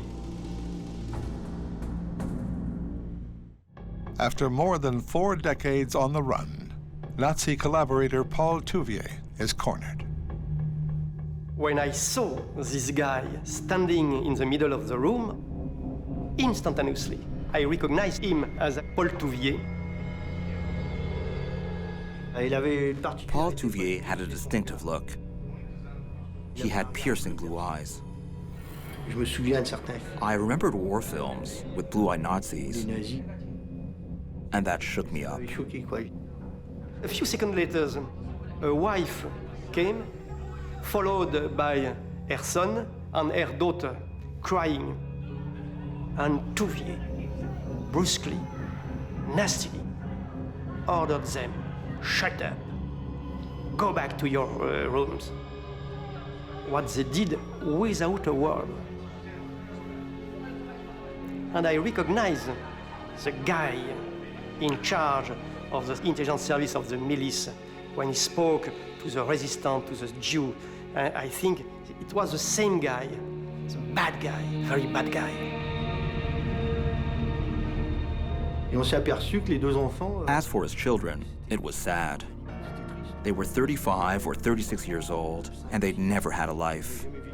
They had always lived in a monastery or abbey. D'une abbaye. Colonel Recordon called me to tell me that Paul Touvier had been arrested.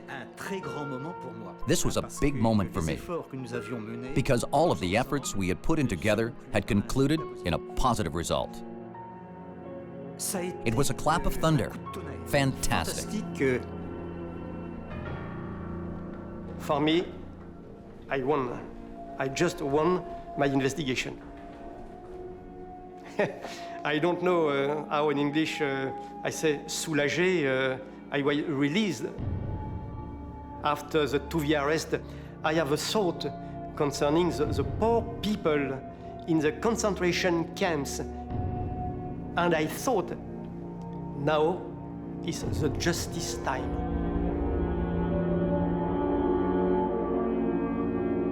We had, after 40 years, finally arrested Paul Touvier. There was a flood of journalists. Touvier faces 6 counts of crimes against humanity.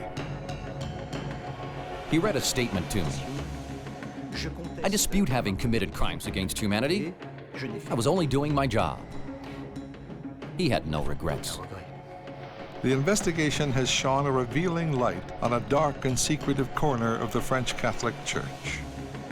Paul Touvier's arrest also shows that anti-Semitism is alive and kicking in modern France.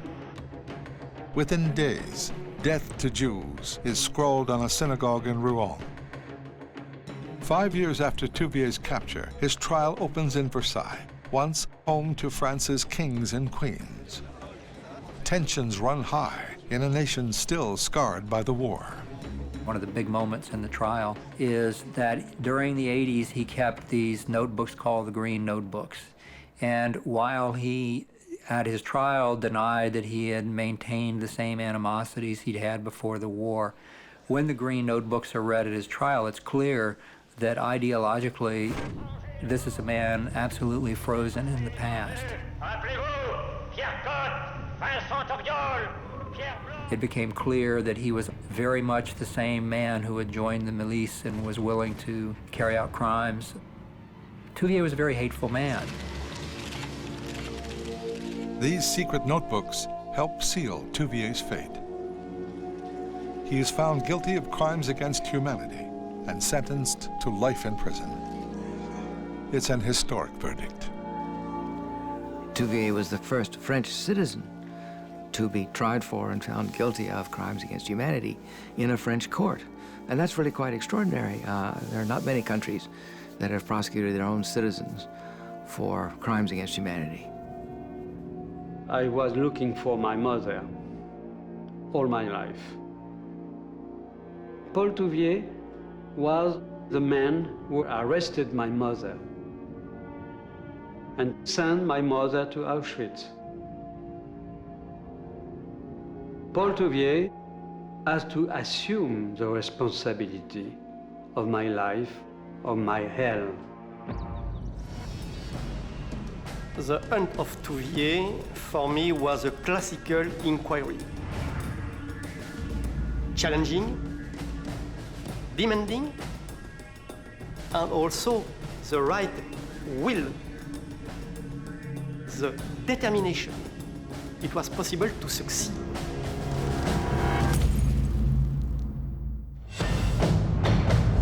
Franz Stangle was in charge of a massive killing machine. He was responsible for the deaths of 800,000 people. Wiesenthal starts getting on his case. His plan was to smoke him out. They were fiercely loyal to the old Germany, to the Reich. He was an enormous fish for the Germans to bring back. He had trainees, one of whom was Gustav Wagner. He was called the Beast.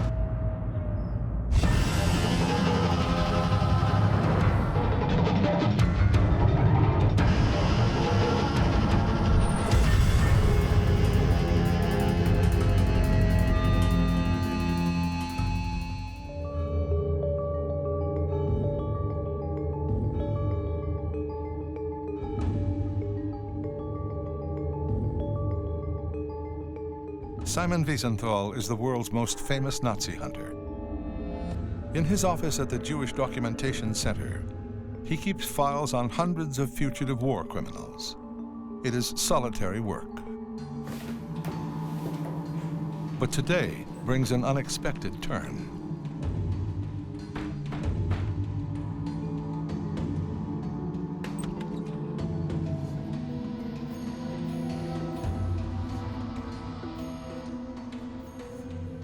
A drunken man turns up at his office and tells him, if you give me $7,000, I will tell you where to find Franz Stangle. Stangle was in charge of a massive killing machine responsible for the death of 800,000 people. That's big-time mass murder. Wiesenthal is intrigued. Franz Stangle is high on his list of wanted war criminals, but he can't help but be suspicious of the unusual offer.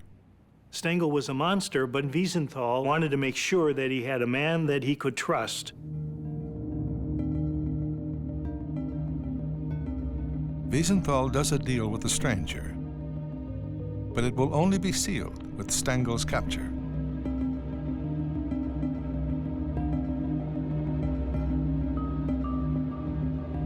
He does find out from the man where he's working and his address. Stangle and his family are in Sao Paulo, Brazil. Simon Wiesenthal never sees the mysterious informant again. He's carried a photo of Franz Stangle in his wallet for years. Now, it's time to bring the Nazi to justice. Franz Stangle was a career policeman. He was an Austrian, and with the arrival of Nazism, he joined the Nazi Party, and he also became a member of the SS. Then he worked his way up the Nazi Party ranks. Stangle was drafted into a special program in Austria at Hartheim Castle. He takes part in the T4 program.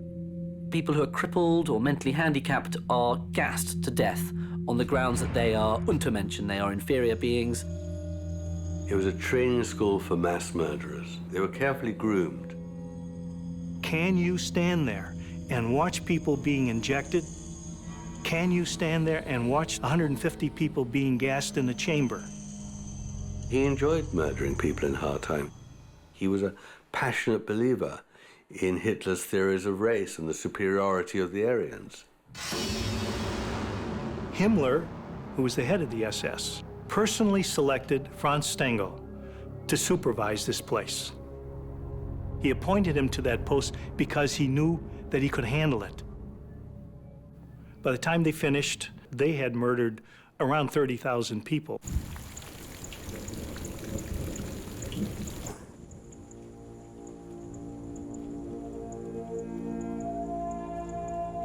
After the war, Franz Stangle found refuge in Brazil. He built a comfortable life for his wife and 3 daughters. There's a big German community in Sao Paulo. It's like home from home. He's happy.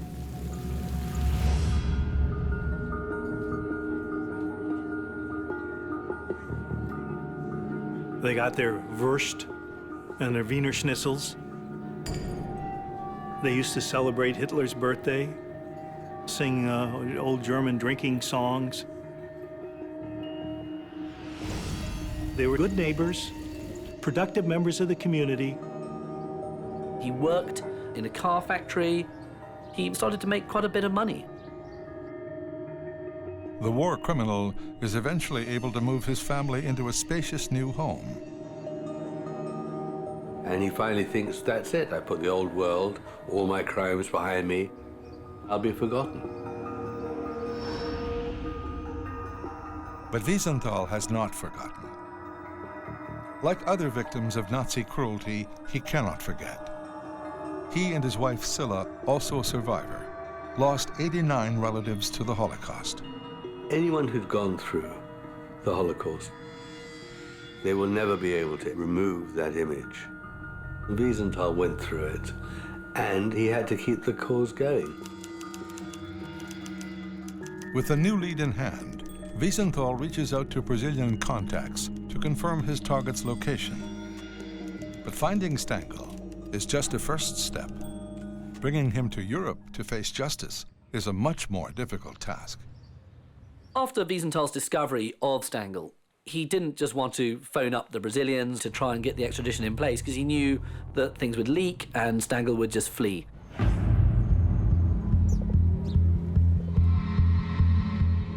To maintain secrecy, Wiesenthal deals only with a network of trusted contacts.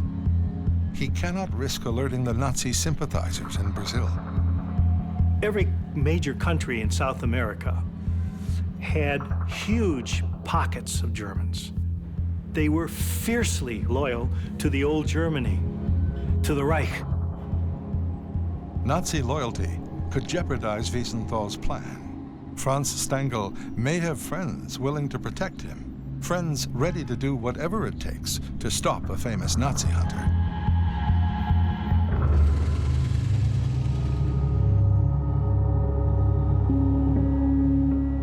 From his Vienna headquarters, Simon Wiesenthal works to set a trap for Nazi war criminal Franz Stangle.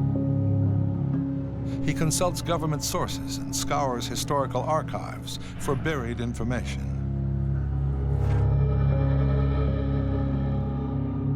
The public had to have one hero keeping the hunt going in the days where everyone was uninterested. And Wiesenthal was that man. 20 years after the war, Wiesenthal is one of the very few people tracking down Nazis. People were sick and tired of war stories. Nazi hunters like Simon Wiesenthal were interested, but I tell you, the rest of the world was not. They were more interested in finding the communist under the bed. Despite the lack of public interest, Wiesenthal continues the hunt. He digs deeper into Stangle's wartime career, a career which took him from one atrocity to the next. He impresses his betters at Schloss Hartheim, and Stangle eventually takes part in the next new Nazi extermination program called Operation Reinhardt. Operation Reinhardt was the code name for the mass murder of Polish Jews at death camps. The purpose of a death camp is solely to kill. And there were 3 in eastern Poland: Belzec, Sobibor, Treblinka. They were just processing centers for slaughter. And Stangle found himself running these places.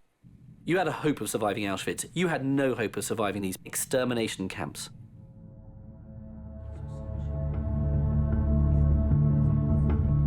Only a handful of people ever escaped. Wiesenthal tracks some of them down. As witnesses to genocide, they expose the inner workings of the Nazi killing operation and Stangle's central role in it. The Jews would be packed on trains through the wastelands of that part of Poland. And they'd arrive at this station in the middle of nowhere. And the station would have flowers and a clock and a timetable. If you're a Jew coming off this tortuous, horrid journey from Warsaw, you think maybe there's some normality returning, maybe things aren't too bad. And there would be Franz Stangle.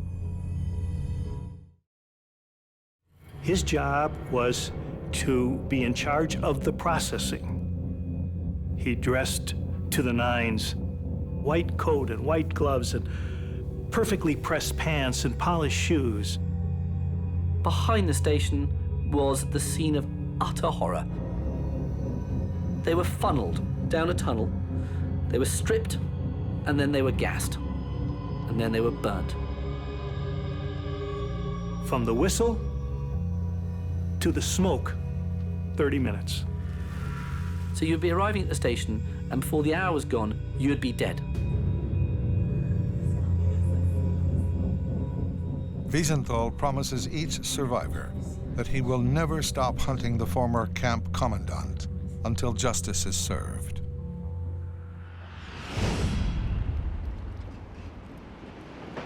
Meanwhile, in Germany, an historic trial underscores the urgency of Wiesenthal's mission.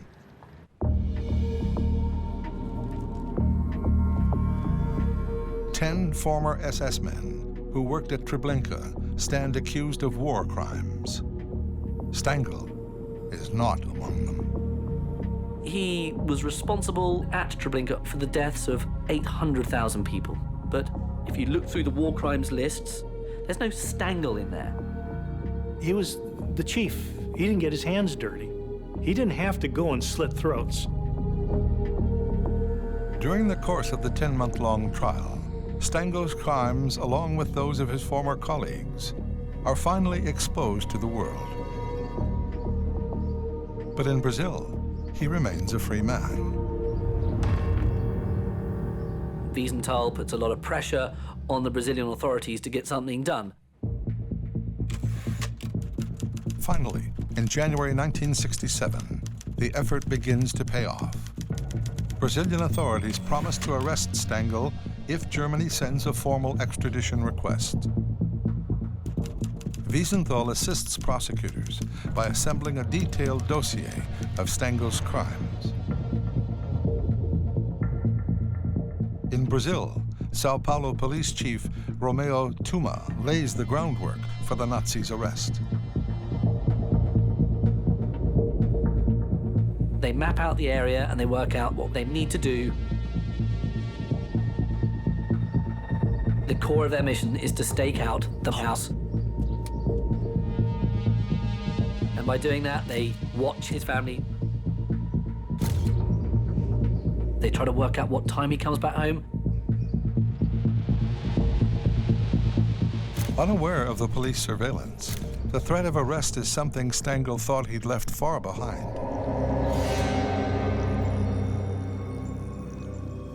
After the war, Stangle spent 2 years in an American POW camp, but the Allies were largely unaware of his horrific crimes. He's interned by the Americans, but they don't know who he is.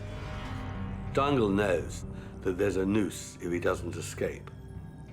You like to think that Stangle, had to devise some incredibly cunning means of escaping from the camp, but of course, he basically just walks out. Security around these internment camps is pretty lax. So he made his way through Austria down to the Austrian town of Graz, and with another man, decides to use the Catholic Church as their means of escape. These escape routes were called rat lines, R-A-T, like rats leaving the ship.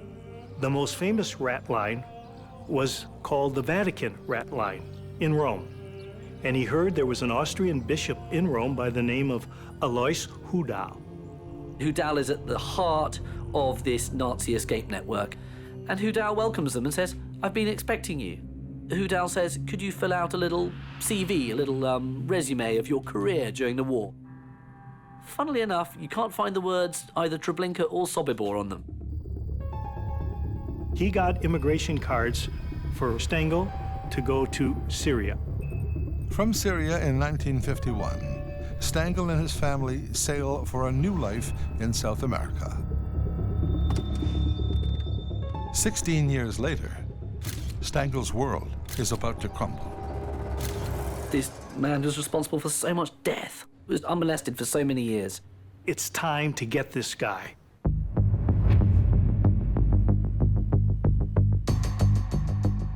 February 1967. Sao Paulo police make final preparations for the takedown of former Nazi death camp commandant, Franz Stangle.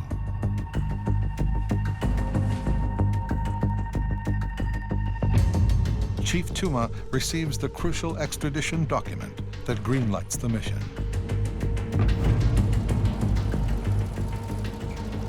Stangle's picked up just on an ordinary day for him. He's come back from work and he's decided to meet up with his daughter for a beer at a little bar not too far from his house. And he comes back home.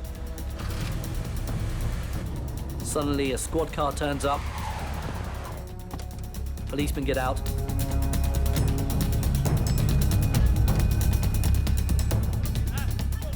There was just no contest. There was no chance of him escaping. He felt I'm untouchable. And they literally bundle Stangle into the back of the car while the daughter is screaming. It's a pretty gut-wrenching thing to watch happening to your father.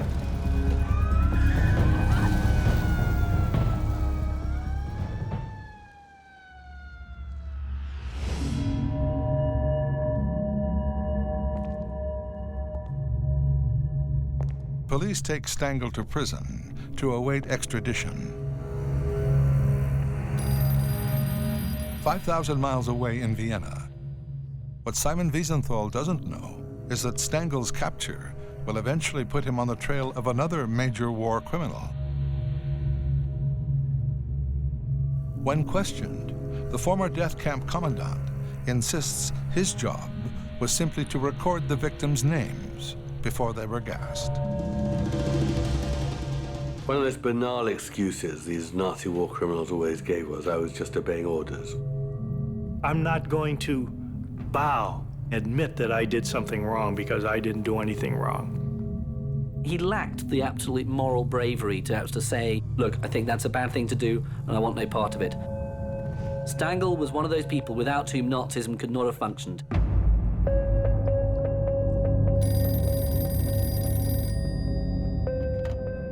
Days later, Wiesenthal hears from the mysterious informant. As promised, he honors their agreement. But he never reveals the man's identity. Some people have suggested that, in fact, it was Stangle's former son-in-law who had actually shot Stangle to Wiesenthal.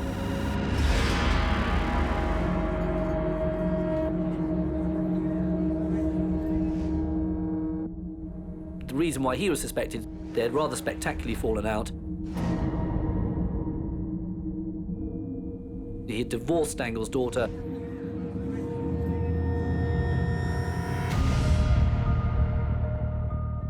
And he thought, well, I'm going to get my revenge. I'll tell you what I'll do, I'll ring Simon Wiesenthal. The Stangle family to this day are convinced it is that man. In June 1967, Franz Stangle arrives in Germany to face charges of genocide. He was an enormous fish for the Germans to bring back. The Stangle trial was another one of those key moments in Holocaust history, fundamentally, because people hadn't quite realized what had been going on in these camps, and the fact that people like Stangle were still alive. And they had been working anonymous, boring, quiet lives on the other side of the world for so many years. They don't come with big horns, blood dripping off their fangs. They look like your local cab driver, the local grocer. On December 22, 1970, Simon Wiesenthal watches from the gallery as the court's verdict comes down. Guilty. For his role in the murder of 900,000 people, Franz Stangle is sentenced to life in prison. It takes 3 years, according to Wiesenthal, for Stangle eventually to be brought to justice. And of course his family were maintained that he was an innocent man, but of course Stangle was not an innocent man. Finally, 25 years after the fall of the Nazi regime, Simon Wiesenthal closes the file on Franz Stangle. 4 months later, Stangle agrees to a prison interview with celebrated journalist Gita Sereny. In the interview, he drops a bombshell, one that will put Simon Wiesenthal back in the hunt for another major Nazi criminal. When he sat down in the prison and was interviewed, he revealed the secret about his past. He quite happily shopped his old friend Gustav Wagner.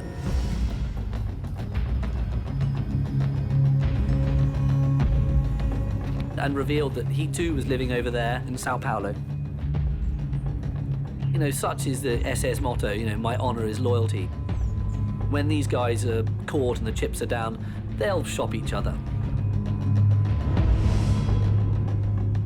At Hartheim Castle Killing Center, Stangle's special skills had made him an excellent teacher. He had trainees, one of whom was Gustav Wagner. And gradually the people like Wagner who were introduced into this murder machine were tested. Wagner passed the test. He was a good student. He enjoyed killing.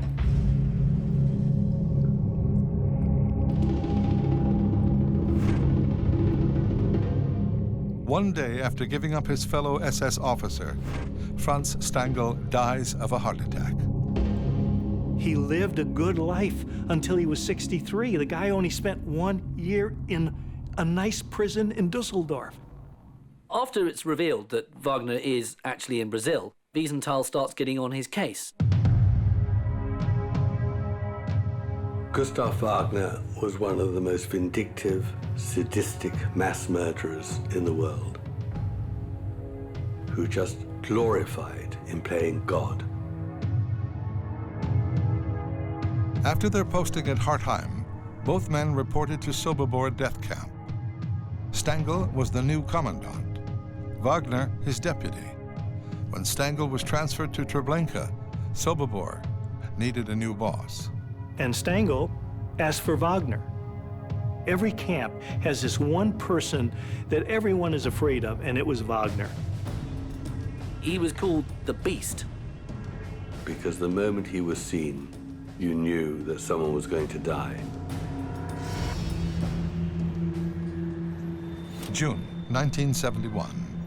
Simon Wiesenthal's new mission is tracking down Nazi war criminal Gustav Wagner in Sao Paulo, Brazil. Wiesenthal knows that Wagner is there, but doesn't know the name under which he's living. And Wiesenthal didn't know where he's living. His contacts in Brazil find a copy of Wagner's first Brazilian passport, but the address listed is long out of date. New leads prove scarce, but the memory of the Nazi and his crimes never fade for Sobibor survivor Thomas Blatt. Wagner was a very tall guy. He was huge, he was strong. Seeing him 200 meters away, I was shaking. He was the biggest killer in Sobibor. He was terrible, very sadistic. I was beaten so many times for him. His greatest trick was to be able to shoot a father and son with one bullet, force the father and son to lean their heads together. He found a woman who smuggled her baby into a knapsack into the camp. He brought the baby and mother outside, made the mother kneel, and he shot the baby first. I'm sorry. I'm sorry. And then he shot her. He had successfully murdered over 200,000 people. Like his mentor Franz Stangle, Wagner eluded the Allies after the war. He returned home to Austria. He was still there when Stangle came looking for the rat line. Stangle was walking through there. Suddenly there's a kind of a wolf whistle or a whistle from a building site, and it's, "Hi, Franz." And who is it? It's his old friend Gustav Wagner. And they decide that they're going to try and find a new life overseas. Both Stangle and Wagner ended up in Brazil. They started off together, they ended up together, they lived about 30 miles apart. It's almost chilling to reflect upon the fact that when these Nazis were on the run or in their new lives, a lot of them used to be very friendly with each other. Eichmann and Mengele would meet sometimes in the ABC Cafe in Buenos Aires. And with Stangle and Wagner, it was just the same. Once in a while, they would meet up for some drinks, something to eat. One would shudder to think of what they actually discussed. He just becomes part of the German community in the hills outside Sao Paulo. He marries a local woman who's got children till the woman dies, and he is then left alone.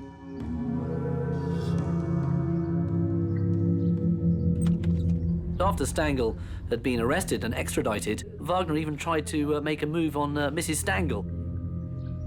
But he failed to win her over. All she offered him was money in return for a promise to leave her alone. Simon Wiesenthal still does not know where Gustav Wagner is hiding. The trail goes cold and stays cold for 7 years. Finally, Wiesenthal stumbles upon a potential new lead, a newspaper article describing a strange celebration at a hotel in Brazil, a birthday party for Hitler. Might a loyal Nazi like Gustav Wagner have been on the guest list? Wiesenthal tracks down the journalists behind the story.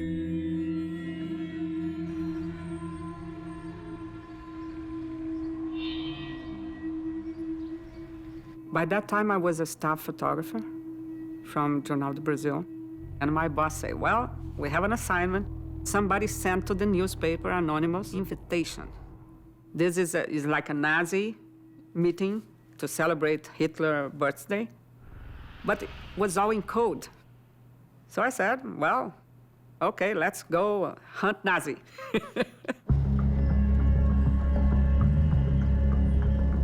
Brito teams up with a reporter from the paper. The reporter's husband offers to drive. And we drove hours and hours and hours, and we couldn't find a thing, a person, not even a cow.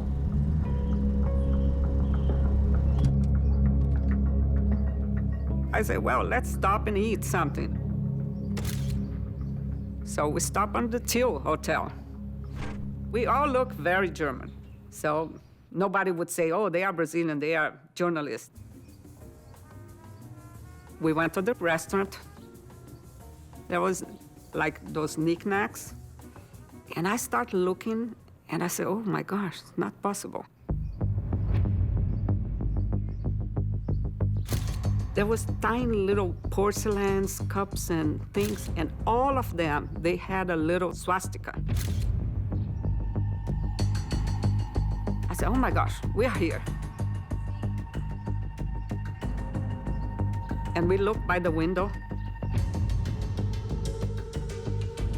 There was a group of German people dressed in folklore clothes.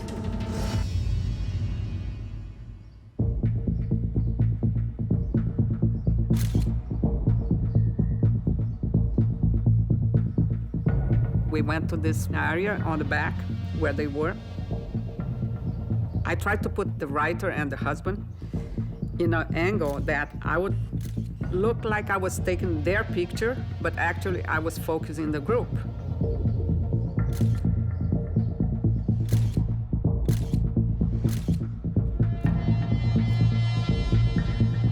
When the German group started realizing that we were taking pictures is when we decided to go to the police. It was a scary moment. By the time the police arrive, the celebration is over. Only a few of the partygoers remain. I remember the police asking this Nazi for the passport to see if he got in legally. It starts an argument between the police and the owner of the hotel. The angry hotel guest is defiant. Police decide to search his room. And I remember the police in his room and opened a bedside table, and there was a gun there, fully loaded, plus a box of munitions. So he was not here for fun. When the police found the gun, the man was out of his mind. The owner of the hotel was screaming.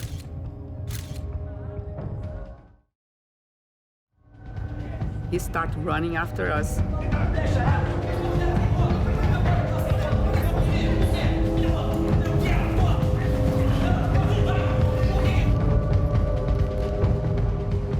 We had that sense that we had a really good story. But we had no idea of the significance of what we were doing.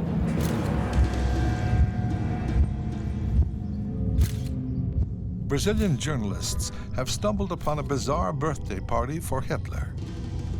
The extraordinary pictures are shown around the world.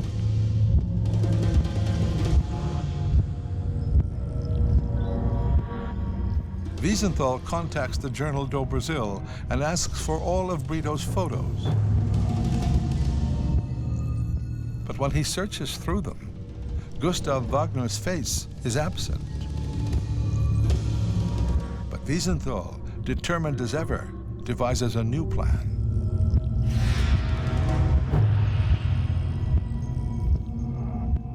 He was afraid that Wagner would get whiff of this thing and run. So he played a game, a kind of game that Wagner himself would play. He sent one of the pictures back to the journalist, and he put Wagner's name under it and Wagner's SS number and said, print it. The Brazilian paper runs a story detailing Wagner's war crimes. Wiesenthal makes an announcement to the world that one particular man in that photograph is Gustav Wagner, the wanted murderer from Sobibor, and he should be arrested. When Wiesenthal made that statement, he knew it wasn't Wagner, but his plan was to smoke him out. For Wagner, the article is both worrying and perplexing. His record of war crimes has now been exposed to the world, but the face in the photograph is not his.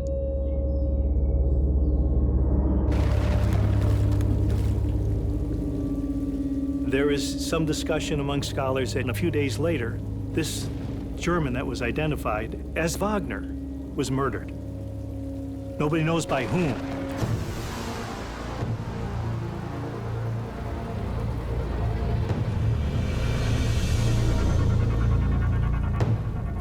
One theory is that actually the Nazis turned upon themselves, and knowing that Wagner was likely to be brought to justice, he would probably spill the beans on some of them as well. So perhaps it was his fellow Nazis who did him in. So Wagner got nervous. He figured, if they got this guy, better to be protected by the police than to be killed. So he turned himself into the police. The Nazi hunter's ploy has worked perfectly. In police custody, Wagner admits to being at Sobibor, although he denies any involvement in the atrocities. Police can see he's not the Nazi in the pictures. If they can't prove he's a war criminal, he'll walk free in 48 hours.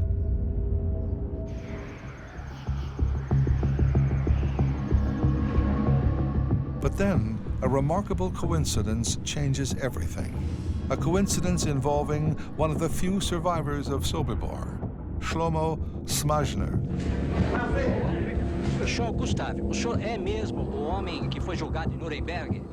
One day, Shlomo, who was living in Brazil, was watching evening television.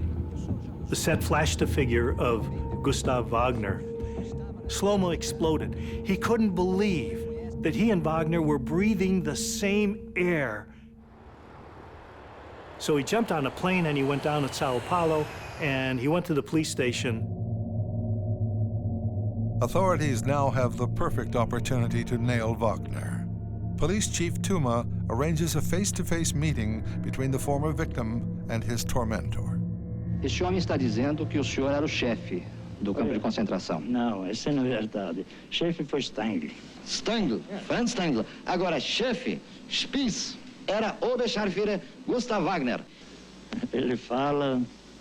He doesn't dream that in that situation, one of the very few people to survive Sobibor should be in the same city and come up to him. Vocês matavam, fuzilavam, rebentavam, faziam o que queria e ninguém. Você hoje, depois de 36 anos, seja pouco de macho, homem.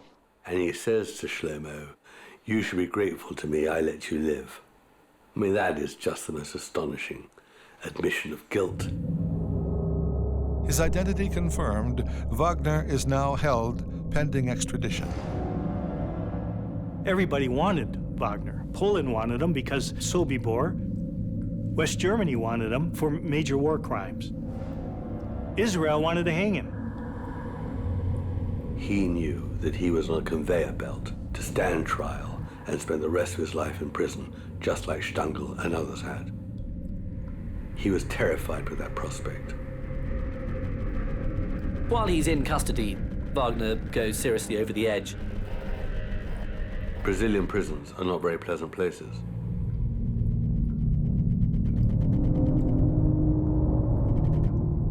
Two weeks into his incarceration, Wagner attempts suicide by smashing his reading glasses and eating the broken glass. The man was never stable to begin with, frankly, and with this enormous pressure, he grows increasingly suicidal. He threatens to sort of do himself in. And he's locked up in a prison hospital in Brasilia. He attempts suicide twice more, slitting his wrists in a bathtub and bashing his head against a wall. Wagner's fate now rests with the Brazilian Supreme Court. His life would never be the same again. It's been 35 years since Gustav Wagner's brutal reign of terror at the Sobibor death camp. The decision to put him on trial for his crimes now rests with Brazilian judges. The Supreme Court of Brazil, for some technical reason, decided that it would not allow the extradition of Gustav Wagner.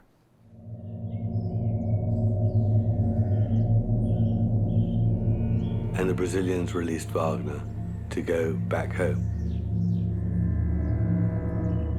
The shocking decision is condemned around the world. There was no legal reason why they shouldn't extradite Wagner. The evidence against Wagner was just as overwhelming as against Stangle. But there was no real future for him anymore in Brazil. He knew that whatever happened now that he had been exposed, people would hunt him down. Whether it was Wiesenthal or the survivors. And the next thing we know, he's dead. He's found with supposedly self-inflicted knife wounds. His family said he was stabbed in the chest, and it was suicide. Now, there are a lot of people think that actually he was the victim of a murder. It's pretty hard to sort of stab yourself to death in the way he had done. One theory about how Wagner was killed was that maybe it had been a vengeful survivor who had done so, maybe someone who had survived Sobibor, tracked him down, and actually murdered him. And I interviewed Shlomo, and I asked him about Wagner.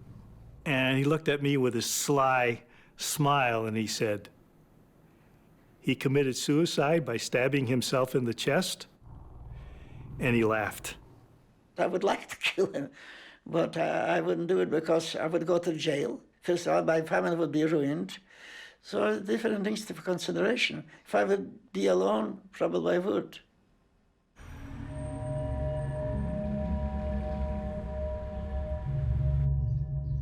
Wagner escaped justice. He should have suffered the trial and suffered long imprisonment. He'd enjoyed many years of happy life in Brazil, which he shouldn't have been allowed to enjoy. It's a mystery even to this day quite how Wagner met his end, but it was certainly a violent end, and if one believes in a certain sense of biblical, poetic justice, he certainly met it.